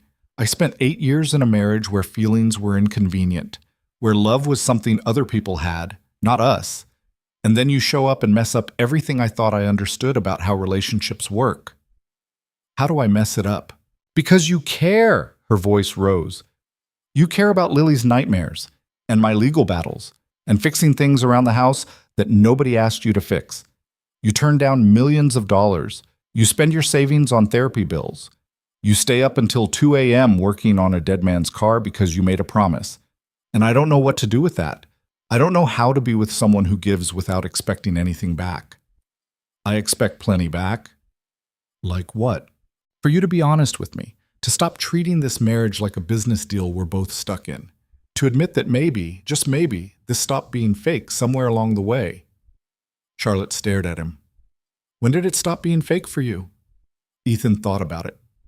"The night of Lily's panic attack, when you put your head on my shoulder in the library and let yourself be tired instead of strong. That's when I knew." "Knew what?" "That I was in trouble, that I was starting to care about you in ways that had nothing to do with Marcus, or promises, or money." Charlotte's eyes filled with tears. "I can't do this." "Why not?" "Because everyone I love leaves. My mother died when I was 16. My father remarried someone who made it clear I was in the way. Marcus died. And if I let myself love you, if I let myself believe this is real, you'll leave too. They always do." "I'm not leaving." "You say that now. But in a year, 2 years, when the arrangement is over and you realize you're trapped with a woman who doesn't know how to be a real wife, you'll walk away. And I can't—" Her voice broke. "I can't survive that again." Ethan crossed the space between them. He took her face in his hands, forcing her to look at him. "I'm not Marcus. I'm not your father. I'm not anyone who left. I'm the guy who shows up. That's what I do. I show up and I stay and I keep my promises, even when it's hard. For how long? As long as you'll let me. Charlotte kissed him, desperate, messy, real, her hands fisted in his shirt, pulling him closer. Ethan wrapped his arms around her, holding her like she might disappear if he let go. When they finally pulled apart, both breathing hard, Charlotte whispered, "I'm scared." "Me too. What if we mess this up? What if we hurt the kids? What if we don't?" Ethan interrupted. "What if we actually figure this out and it works?" Charlotte laughed weakly. "That might be scarier." They stood in the garage surrounded by tools and car parts and the ghost of the man who'd brought them together. Finally, Charlotte stepped back. "Show me," she said. "Show you what?" "How to fix the car. Teach me." Ethan blinked. "You want to learn about engines? I want to understand what you do out here. What Marcus loved about this car. She hesitated. "I want to spend time with you doing something that's not a performance or a legal strategy. Just us." So Ethan taught her. He showed her how to check the oil, how to identify different engine parts, how to use a socket wrench without stripping the bolt. Charlotte was terrible at it. She got grease everywhere, asked questions that showed she'd never held a tool in her life, and swore creatively when the wrench slipped. But she laughed. Real laughs. Not the polite ones she used at business dinners. And Ethan found himself laughing too, at how absurd it was. A billionaire CEO in designer clothes learning to rebuild a carburetor in her garage at midnight. "This is ridiculous," Charlotte said, wiping grease on her already ruined blouse. "I have no idea what I'm doing." "You're doing fine. I just dropped a bolt into the engine. We're going to have to take the whole thing apart to find it." "Then we take it apart. It's not a race." Charlotte looked at him, her hair falling in her face, her hands black with grease, her expensive clothes ruined. "Why are you smiling?" "Because you look happy, like an actual person instead of a CEO." "I am a CEO. You're also Charlotte. Sometimes I think you forget that." She was quiet for a moment, her expression softening. "I did forget. For a long time. Work was safer than being a person. People get hurt. Yeah, they do, but they also get to feel things. Good things." "Is this a good thing? Us?" "I think it could be, if we stop fighting it." Charlotte set down the wrench. "I haven't felt this terrified since Lily was born." "That's probably a good sign." "How is terror a good sign?" "Because it means you care. You don't get scared about things that don't matter." Charlotte laughed, shaking her head. "You're either very wise or very stupid. I can't tell which." "Probably both." They worked on the Mustang until 2 a.m. Charlotte's attempts at helping were mostly ineffective, but Ethan didn't care. She was there. She was trying. That was enough. The next morning, Ethan woke up to find Charlotte already gone. A note on the kitchen counter said she had an emergency board meeting. Noah and Lily were eating breakfast supervised by the nanny, debating whether dragons or dinosaurs would win in a fight. "Dragons have fire," Noah argued. "Dinosaurs have numbers," Lily countered. "One dragon can't beat 1,000 T-Rexes." 1,000? That's cheating. You didn't specify quantities in the rules. Ethan poured coffee, listening to them argue with the seriousness children brought to hypothetical battles. 6 months ago, Lily barely spoke. Now she was holding her own against Noah's dinosaur expertise. "Dad," Noah said, "settle this. Dragons or dinosaurs?" "I'm not getting involved in this." "That's a cop-out," Lily said. "That's survival. I pick wrong, and you'll both team up against me." The kids grinned at each other, and Ethan realized they'd been trying to trap him into choosing. His phone buzzed, a text from Charlotte. "Board meeting disaster. Jonathan's trying to force a vote to remove me as CEO. Can you pick up Lily from school? I'll be late." Ethan texted back, "Of course. You okay?"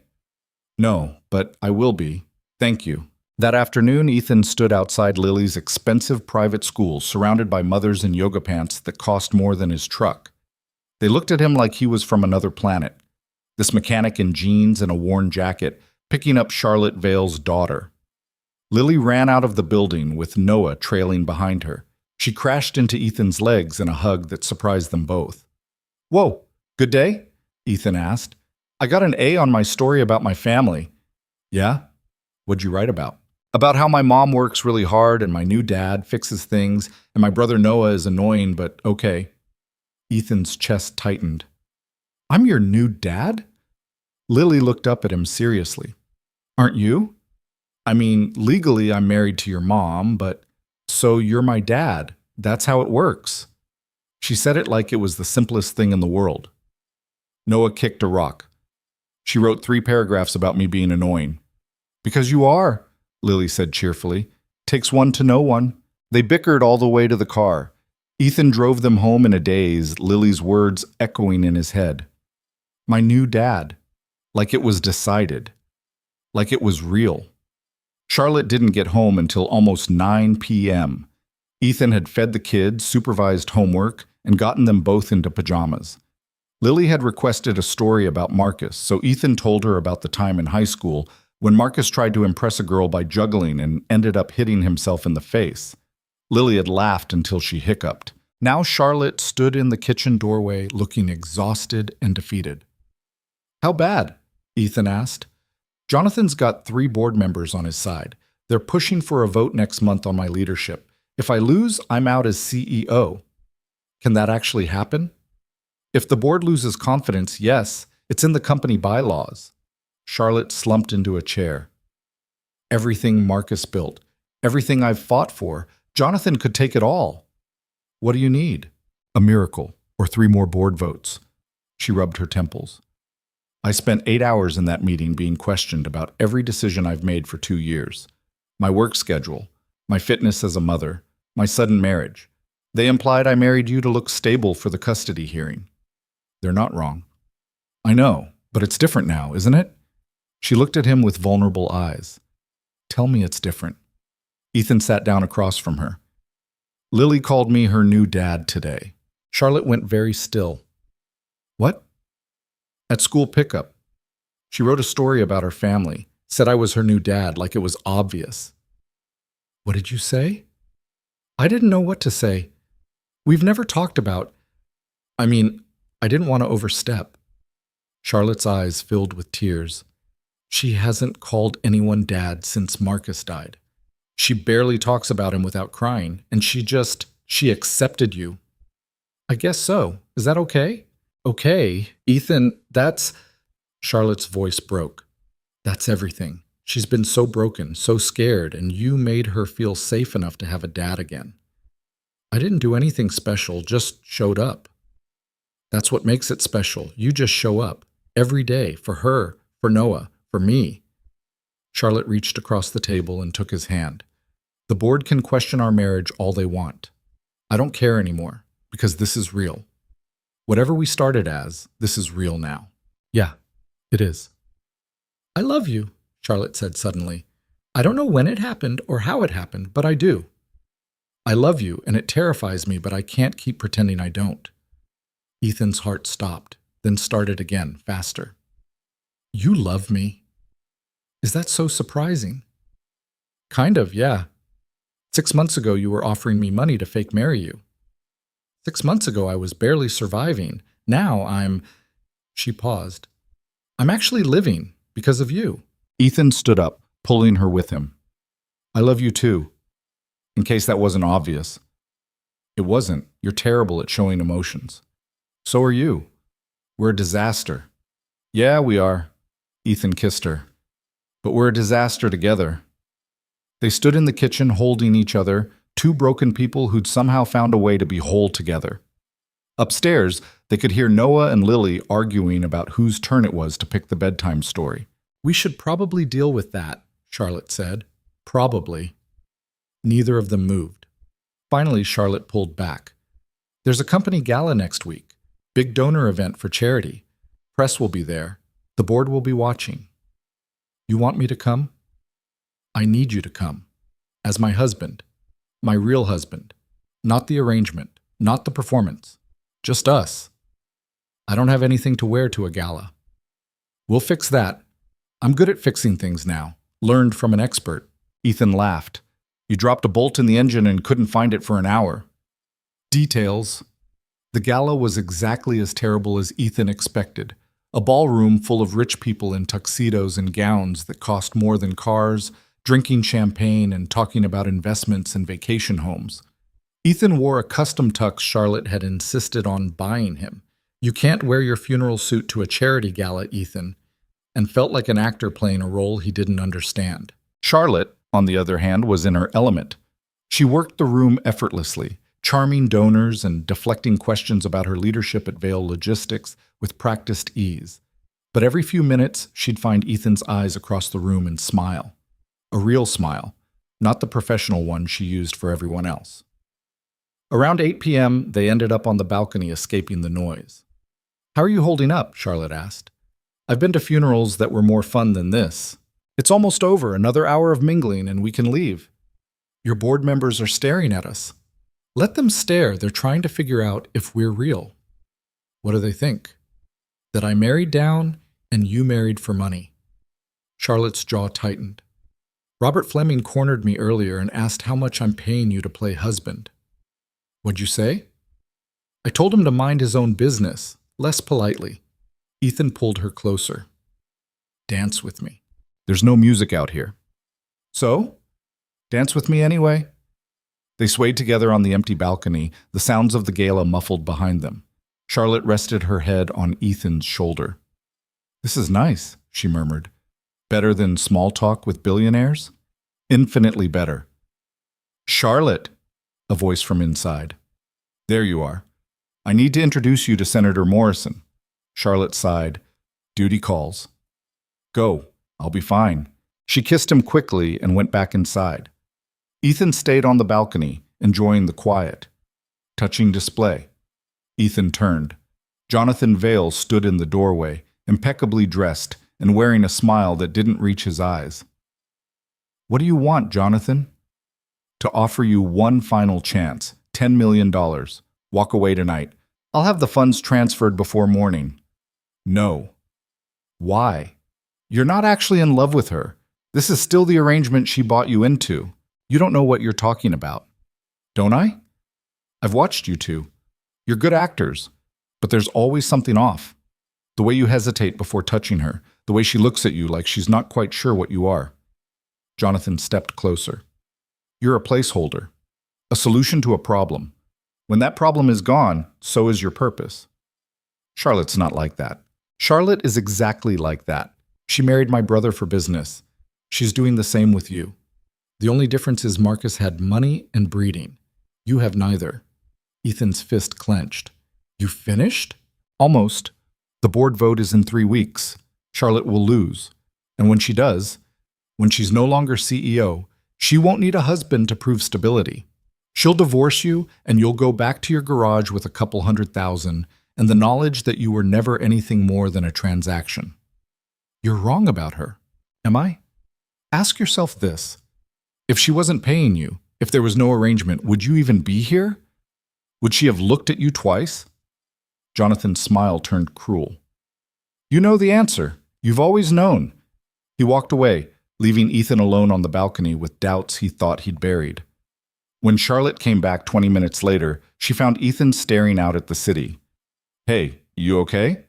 "Fine. Just thinking." "About what?" "About how different our worlds are, how everyone in there looks at me like I don't belong." Charlotte's expression tightened. "Did someone say something to you?" Jonathan made another offer, $10 million this time. "And?" "I said no, same as always." "Then why do you look like someone died?" Ethan turned to face her. "Do you ever wonder if he's right? If this is all just, if I'm just a solution to a problem?" "No, I don't wonder that." "Why not?" "Because I know the difference between using someone and loving them. I used Marcus. I loved him in my way, but I used him too. For stability, for the company, for all the things I thought I needed." She took Ethan's hands. "But you, I don't use you. I need you. That's different." "How?"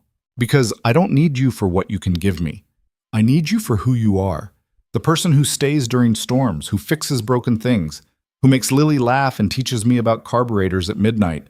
That's not a transaction. That's love." Jonathan said, "When the board vote is over, when you don't need stability anymore, you'll divorce me." Charlotte's eyes flashed. "Jonathan's an idiot. I'm not divorcing you. Not in 3 weeks, not in 3 years. You're stuck with me. What if you lose the company? What if he wins? Then we figure it out together. I'll find something else to do. Start over. Build something new. But I'm not losing you. You're not a business strategy, Ethan. You're my husband, my real husband, the one I should have waited for instead of settling for an arrangement. You sure about that? Do I look unsure? She didn't. She looked fierce and determined, and absolutely certain. Ethan kissed her, hard, not caring that they were on a balcony where anyone could see. When they pulled apart, Charlotte was smiling. Take me home. The gala's not over. I don't care. Take me home. To our kids. To our life. To everything that actually matters. So they left. Let the board members speculate. Let Jonathan scheme. Let the whole gala wonder why Charlotte Vale walked out of her own charity event holding her mechanic husband's hand. They went home to Riverside Estate, where Noah and Lily had convinced the nanny to let them build a blanket fort in the library. The kids were inside with flashlights, reading comic books, and eating popcorn they weren't supposed to have this late. You're home early, the nanny said, looking relieved. They refused to go to bed until you got back. It's fine. We'll take it from here, Charlotte said. After the nanny left, Charlotte kicked off her heels and Ethan loosened his tie. They stood in the library doorway watching their kids giggle inside a fort made of blankets and couch cushions. Mom, Dad, come inside, Lily called. There's no room, Charlotte said. Yes, there is. We made it big on purpose. So Charlotte and Ethan crawled into the blanket fort, squeezing in beside two kids who immediately launched into an explanation of their fort's defensive capabilities against dinosaur attacks. See? The flashlights are cannons, Noah explained. And the pillows are shields, Lily added. What about the popcorn? Ethan asked. That's ammunition, obviously. They stayed in the fort until both kids fell asleep. Noah sprawled across Ethan's lap, Lily curled against Charlotte's side.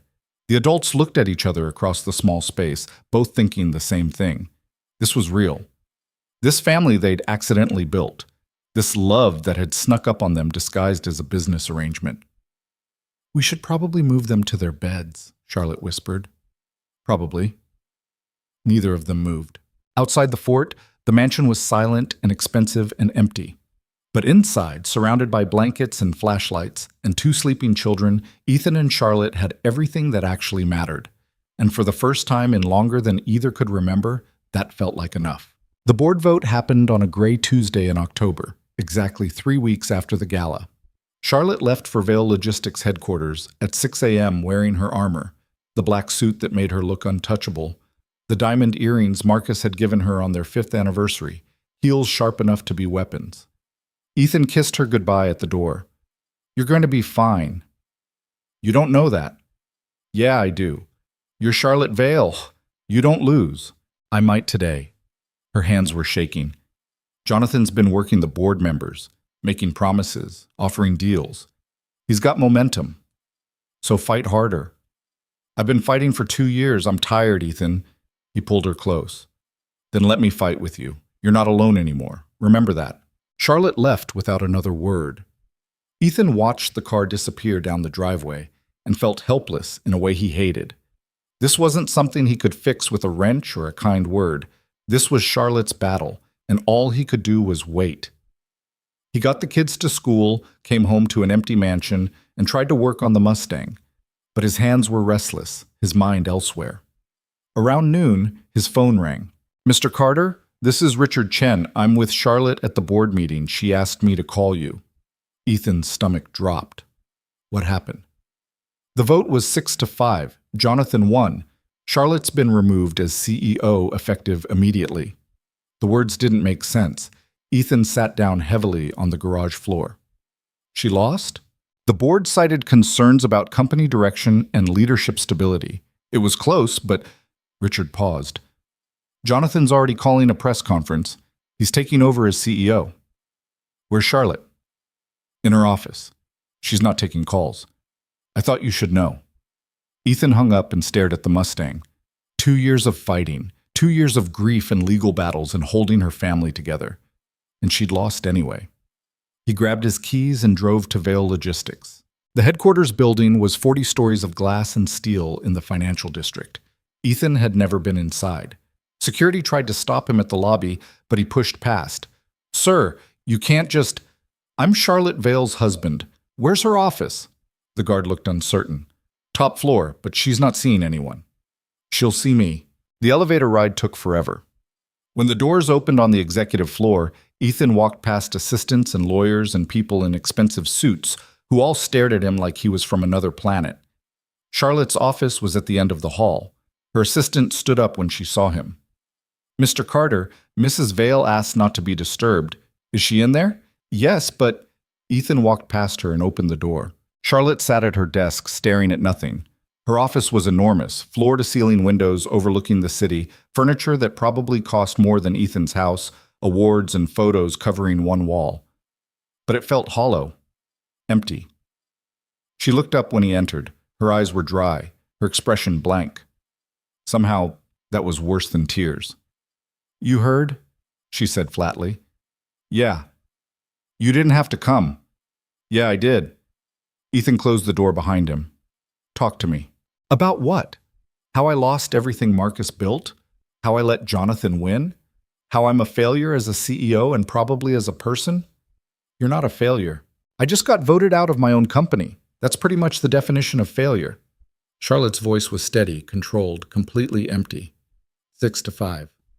I lost by 1 vote. Robert Fleming was the swing. He's been on the board for 20 years and I thought he supported me. Turns out Jonathan offered him a seat on the executive committee. More power, more money. Of course he voted against me. So you fight back, file an appeal, or... There's nothing to fight. The bylaws are clear. The board has the authority to remove a CEO. It's over. She stood up and walked to the window. Jonathan's probably already in this office planning how to redecorate. Maybe he'll get rid of Marcus's photo. That would be fitting. Charlotte, I'm fine. Really, this is just business. Win some, lose some. But her hands were clenched so tight her knuckles were white. Ethan crossed the office and pulled her into his arms. For a moment she stayed rigid, refusing comfort. Then she broke. She didn't cry. She just collapsed into him, her whole body shaking, her breath coming in gasps like she'd been holding it for hours. Ethan held her and let her fall apart in a way she never could in front of the board or the lawyers or anyone who'd see it as weakness. I don't know who I am if I'm not this, she whispered against his chest. I've been CEO for 6 years. Before that, I was groomed to run this company since I was 20. It's all I know. You're Charlotte, wife, mother, woman who can't fix a carburetor to save her life but tries anyway. That's who you are. That's not enough. It's everything. She pulled back, wiping her face roughly. What am I supposed to do now? Go home and bake cookies? Join the PTA? I don't know how to be a person outside this office. So figure it out. You're smart. You'll find something. Like what? I don't know, but you don't have to know right now. You just lost a war you've been fighting for 2 years. Give yourself 5 minutes to breathe before planning the next battle. Charlotte looked around her office. I have to clear out my things. They're giving me until end of business tomorrow. Then let's get started. They spent the next 3 hours packing up 8 years of Charlotte's life at Vale Logistics. Photos, awards, files she wanted to keep. Personal items that had accumulated without her noticing. Ethan worked quietly, giving her space to process. Around 4 p.m., Jonathan appeared in the doorway. Charlotte, I wanted to speak with you. Charlotte's spine went rigid. Get out. This is still technically your office until tomorrow. I'm just here to discuss the transition. I said get out. There's no need to be hostile. This is just business. You understand that. Jonathan's smile was poisonous. I'll be making some changes, restructuring departments, replacing key personnel. Nothing personal. Everything you do is personal, Charlotte said coldly. This was never about the company. It was about revenge. Revenge for what? For you marrying a mechanic and making a mockery of my brother's memory? For turning his daughter into a case study in maternal negligence? Ethan stepped forward. Watch it. Or what? You'll threaten me? In front of witnesses? Jonathan gestured to the hallway where several people had gathered. You're out of your depth here, Mr. Carter. This is a world you'll never understand. Maybe. But I understand enough to know you're not doing this for the company. You're doing it because you're bitter that Marcus trusted Charlotte more than he ever trusted you. That he built something great and left it to her, not you. That he saw through your greed and cut you out. Jonathan's face went red. You know nothing about my brother. I know he was my friend. I know he hated what this company turned people into, and I know he'd be ashamed of what you've become. The words hung in the air like a slap. Jonathan's jaw worked, his fists clenched. For a second, Ethan thought he might actually swing. Instead, Jonathan smiled. Enjoy your time with Charlotte, Mr. Carter. I'm sure it'll last exactly as long as her money does. When she's no longer useful, you'll disappear like everyone else. He left. Charlotte sat down heavily. He's not entirely wrong. About what? About people leaving, about me being alone. She looked at Ethan. What happens now? We had an arrangement, 2 years, money in exchange for stability. But I don't need stability anymore. The custody battle's over. I'm not CEO. There's no reason for this marriage to continue. Ethan's chest tightened. Is that what you want? To end this? I don't know what I want. I just lost the only identity I've had for 20 years. I'm not thinking clearly. Then don't make decisions today. Just come home. Home, Charlotte repeated like the word was foreign. That mansion's never felt like home. So we make it one. Together. You, me, Noah, Lily. Actual family, not the performance we started with. Charlotte looked at him with exhausted, vulnerable eyes. You'd stay? Even though the arrangement is over? Even though I have nothing to offer you anymore? You have everything to offer. You're just too busy mourning what you lost to see it. They finished packing in silence. Ethan loaded boxes into Charlotte's car while she took one last look at her office. When she finally walked out, she didn't look back. The drive home was quiet. Charlotte stared out the window, watching the city give way to suburbs, then to the private road leading to Riverside Estate. When they pulled up to the mansion, both kids were waiting on the front steps. Lily ran to Charlotte. Mom, did you win? Charlotte knelt down to her daughter's level. No, sweetheart, I didn't win. So what happens now? I don't know yet, but we'll figure it out. Are you sad? A little bit, but I'm also okay, because I have you and Noah and Ethan. That matters more than any job. Lily hugged her fiercely. Noah joined in, and then Ethan, until they were all standing in the driveway holding each other like they could hold back the world. That night, after the kids were asleep, Charlotte and Ethan sat on the back porch watching the sun set over the estate grounds. Charlotte had changed into jeans and a sweater. Ethan had never seen her in jeans before. She looked younger, more real. I have an idea, Charlotte said suddenly. Yeah? Vale Logistics has had an employee assistance program. Small fund for workers facing financial hardship, medical bills, childcare, emergency expenses. I always thought it was too small. Not enough money, too many restrictions. She turned to face him. What if I started something bigger? A foundation that actually helps people. Single parents. Families dealing with medical debt. People like you were after Sarah died. Ethan stared at her. You want to start a charity? Not a charity. A real program with real impact. Using my money, my connections, but actually making a difference instead of just writing checks to look good at galas. Her eyes were brighter than they'd been in weeks. I spent 20 years building wealth. Maybe it's time to do something meaningful with it. Charlotte, that's crazy? Impulsive? Perfect, that's perfect. She smiled, really smiled. I'd need help. Someone who understands what it's like to struggle. Someone who knows what families actually need instead of what rich people think they need. You asking me to help run a foundation? I'm asking my husband to be my partner. In this, in everything. Ethan pulled her close. Yeah, I'm in. They sat in silence for a while, Charlotte's head on his shoulder, both of them watching stars appear in the darkening sky. I never thanked you, Charlotte said quietly. For what? For staying, for not taking Jonathan's money, for showing up every single day even when this was just a business arrangement, for making me believe love could be something other than a transaction. You don't have to thank me for that. Yes, I do, because you changed everything. You changed Lily. You changed this family. You changed me. She lifted her head to look at him. I love you. Not because you're useful or convenient, because you're you. The man who fixes broken things, who keeps promises, who sees people as people, not assets. I love you too. Even when you're terrible at carburetors, Charlotte laughed. I'm getting better. You dropped 3 bolts last week. Details. They kissed as the last light faded from the sky. Two people who'd started as strangers bound by desperation and become something neither had planned for. Something real.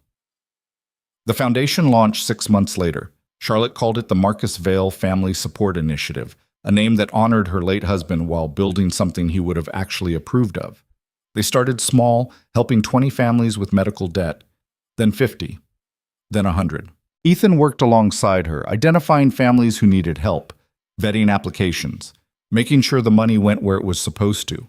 It wasn't glamorous work. There were no board meetings or executive decisions, just real people with real problems getting real help. Charlotte was better at it than Ethan expected. She'd spent 20 years analyzing budgets and managing people. Turned out those skills translated well to running a foundation. But more than that, she cared. Not the performative caring of wealthy people at galas, but actual investment in the families they helped. Noah and Lily grew closer every day. They fought like siblings, protected each other like siblings, drove Ethan and Charlotte crazy like siblings.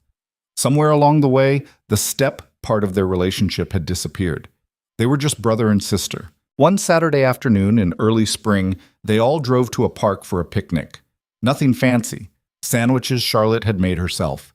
Chips, fruit, juice boxes for the kids. They found a spot under an old oak tree, spread out a blanket, and pretended to be a normal family. "Can we get a dog?" Noah asked through a mouthful of sandwich. "No," Charlotte and Ethan said simultaneously. "Why not?" "Because you can barely remember to make your bed," Charlotte said. "A dog requires actual responsibility." "I'm responsible." "You lost your backpack 3 times this month." "That's different," Lily giggled. "You left it at school. How do you forget your backpack?" "It's easy. You just walk out and forget the giant bag on your back. Real easy." They bickered happily while Charlotte and Ethan watched. The Mustang was finally finished, parked in the driveway at home, gleaming midnight blue. Charlotte had insisted on taking it for a drive last week and nearly killed them both trying to work the clutch. But she'd laughed the whole time, and that was worth more than any smooth ride. "We're doing okay, aren't we?" Charlotte asked quietly. "Yeah, we are. I mean, really okay. Not just surviving, actually living." Ethan looked at his wife, his real wife, not the arrangement wife, and their kids arguing about dogs and backpacks under a tree. "We're better than okay. The foundation's going to need more funding soon. We're at capacity for applications. So we raise more money. You're good at that. I was good at running a company. Turns out, I'm even better at this." Charlotte leaned against him. "Thank you." "For what?" "For showing me there's more to life than corner offices and board meetings. That wealth isn't about how much you have, it's about what you do with it. That family isn't about blood or arrangements, it's about who shows up." Before Ethan could respond, Noah called out, "Mom, watch this." Charlotte turned just as Noah attempted a cartwheel and face-planted into the grass. Lily doubled over laughing. Noah jumped up, grass-stained and grinning. "I meant to do that." "Sure you did," Lily said. Charlotte stood and walked over to her kids. "Let me show you how it's done." She kicked off her shoes and attempted a cartwheel. It was awful. Limbs everywhere, no coordination. She nearly fell over. But she was laughing. Actually laughing. The kids stared in shock. "Mom, that was terrible," Lily said. "Worse than mine," Noah added. "I'm aware. But I tried. That's the important part." She looked at Ethan, her hair messy, her expensive clothes grass-stained, her face lit up with genuine joy. And Ethan realized this was the woman Marcus had wanted him to find. Not the CEO, not the perfect billionaire widow, just Charlotte, messy and imperfect and finally learning how to be happy. That evening, after they got home and the kids had been sent to shower off the grass stains, Charlotte found Ethan in the garage. He was doing routine maintenance on the Mustang, making sure Marcus's car stayed in perfect condition. "I got an interesting call today," Charlotte said. "Yeah?" "From 3 of Vale Logistics board members, the ones who voted to keep me as CEO. They want to meet for coffee." Ethan looked up. "What for?" Apparently Jonathan's already destroying the company. He's made reckless decisions, alienated major clients, driven away key employees. They're talking about calling another vote to remove him. Charlotte's expression was complicated. "They want me to come back." What did you say? I said I'd think about it. Ethan set down his wrench. Do you want to go back? Charlotte was quiet for a long time. 6 months ago, I would have said yes immediately. That company was everything to me. Marcus's legacy, my identity, my purpose. She walked closer. But now, I don't know. The foundation is working. We're helping people. And I'm actually happy for the first time in years. Do I really want to go back to 80-hour weeks and board politics and fighting Jonathan for control? Only you can answer that. What do you think I should do? I think you should ask yourself what matters more. The company Marcus built or the life you're building. Both are important, but you can't do both well. Charlotte leaned against the Mustang. The foundation helped 18 families get out of debt this month. 18 families who can breathe easier because we showed up with resources and no strings attached. That feels more important than quarterly earnings reports. Then you have your answer. It's scary. Turning down a chance to run Vale Logistics again. That's walking away from billions in assets, from power, from everything I was raised to value. Is it? Or is it walking towards something better? Charlotte smiled. When did you get so wise? I've always been this wise. You were just too busy being a CEO to notice. She kissed him. I'm going to tell them no. I'm staying with the foundation, with our family, with this life we've built. You sure? Completely. For the first time in my life, I'm choosing what I want instead of what I'm supposed to want. That feels right. Ethan pulled her close. Marcus would be proud of you. Yeah, I think he would be. They stood in the garage surrounded by tools and the car that had brought them together, two people who'd found love in the strangest of places. 2 months later, on a warm afternoon in May, the four of them were back under the oak tree. This time they'd brought a kite, Noah's idea. He and Lily were running across the field trying to get it airborne while Charlotte and Ethan watched from the blanket. They're terrible at this, Charlotte observed. Completely hopeless, Ethan agreed. The kite crashed for the 5th time. Both kids shouted in frustration, then immediately started arguing about whose fault it was. Should we help them? Charlotte asked. Probably, but it's kind of funny watching them figure it out. Charlotte laughed. We're terrible parents. The worst. Finally, miraculously, the kite caught wind. It soared up into the blue sky, red and yellow fabric bright against the clouds. Noah and Lily cheered, running with the string, both of them grinning like they'd accomplished something magnificent. Mom, Dad, look! Lily's voice carried across the field. Charlotte waved. We see it. It's flying, Noah yelled unnecessarily. Ethan watched his son and Charlotte's daughter, their kids both of them, celebrate a kite that was already starting to dip. In a minute it would crash again and they'd have to start over. But right now, in this moment, they were flying. Hey, Charlotte? Yeah? Do you ever regret it? The custody hearing, the arrangement, all of it? Charlotte looked at him seriously. Not for a second. Do you? No, but I'm still amazed it worked. That we worked. Me too. She took his hand. We were both so broken. I thought grief was something you just lived with. That happiness was something other people got, not me. But you showed me different. You showed me that being broken doesn't mean being beyond repair. You did the same for me. I'd been going through the motions for years after Sarah died, just surviving. You taught me it's okay to actually live again. Noah came running over, out of breath. The kite crashed, but we're going to try again. Watch this time. He ran back to Lily, who was untangling string with intense concentration. Charlotte leaned her head on Ethan's shoulder. You know what's funny? When I first offered you that arrangement, I thought I was saving myself. Turns out you saved me. We saved each other. Yeah, we did. They watched their kids get the kite airborne again. This time it stayed up longer, dancing in the wind like it knew exactly what it was doing. Lily called out something Ethan couldn't hear, but Noah laughed in response. They looked happy, whole, like kids who'd survived grief and come out the other side still capable of joy. That night, after the kids were in bed, Ethan found Charlotte in the library. She was looking at photos on her phone, pictures from the picnic. Noah and Lily with the kite. The whole family under the tree. Candid shots that captured real moments, not posed perfection. I'm keeping these, she said, for when they're older, so they remember. Remember what? That we were happy, that we figured it out, That family doesn't have to look like everyone else's to be real. Ethan sat beside her. What we have, it started weird. A courthouse wedding, a fake arrangement, desperation and money, and survival. But somewhere along the way, it became the most real thing I've ever had. Same. I spent 8 years in a marriage built on mutual benefit. It was fine, comfortable. But this, Charlotte gestured around, encompassing the house and their kids and their life. This is what I didn't know I needed. Someone who stays, someone who shows up, someone who loves me not for what I can provide, but for who I am. You're pretty easy to love. Liar. I'm difficult and controlling and terrible at expressing emotions. Yeah, but you make up for it by being terrible at carburetors. Charlotte laughed. I've gotten better. You broke a wrench last week. I was testing its durability.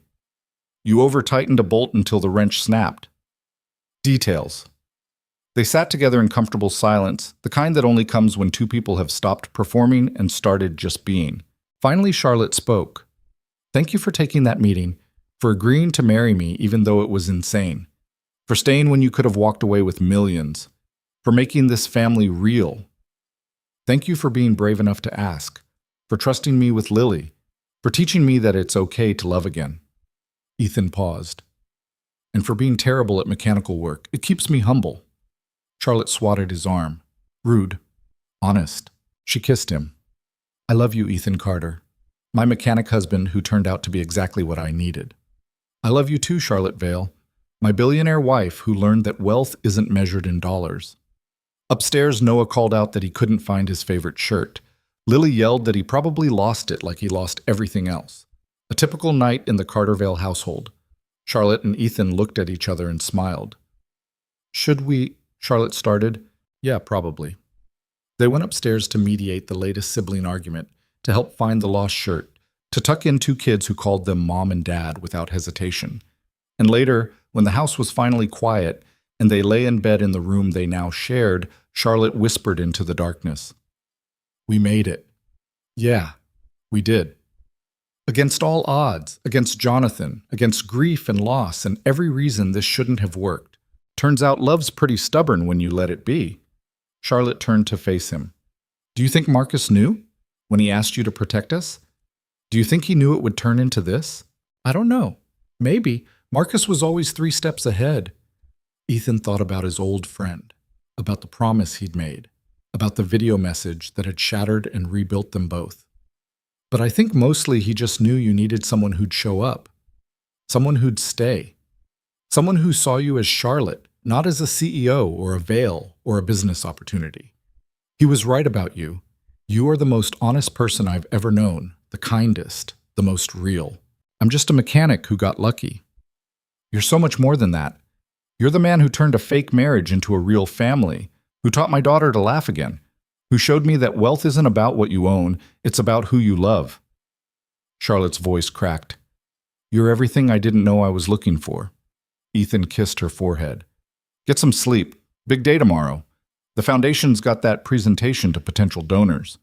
Will you come with me? Where else would I be? I don't know. Your garage, working on some broken thing. I fixed the most important broken thing already. What's that? Us. Charlotte fell asleep in his arms, her breathing evening out into the steady rhythm of someone who'd finally stopped running from grief and learned to live alongside it. Ethan stayed awake a while longer, thinking about the strange path that had brought them here. A courthouse wedding, a custody battle, a dead man's final request, 2 broken people trying to survive becoming 2 whole people learning to thrive. The arrangement had ended months ago. The 2 years were almost up, but nobody had mentioned it, because this wasn't an arrangement anymore.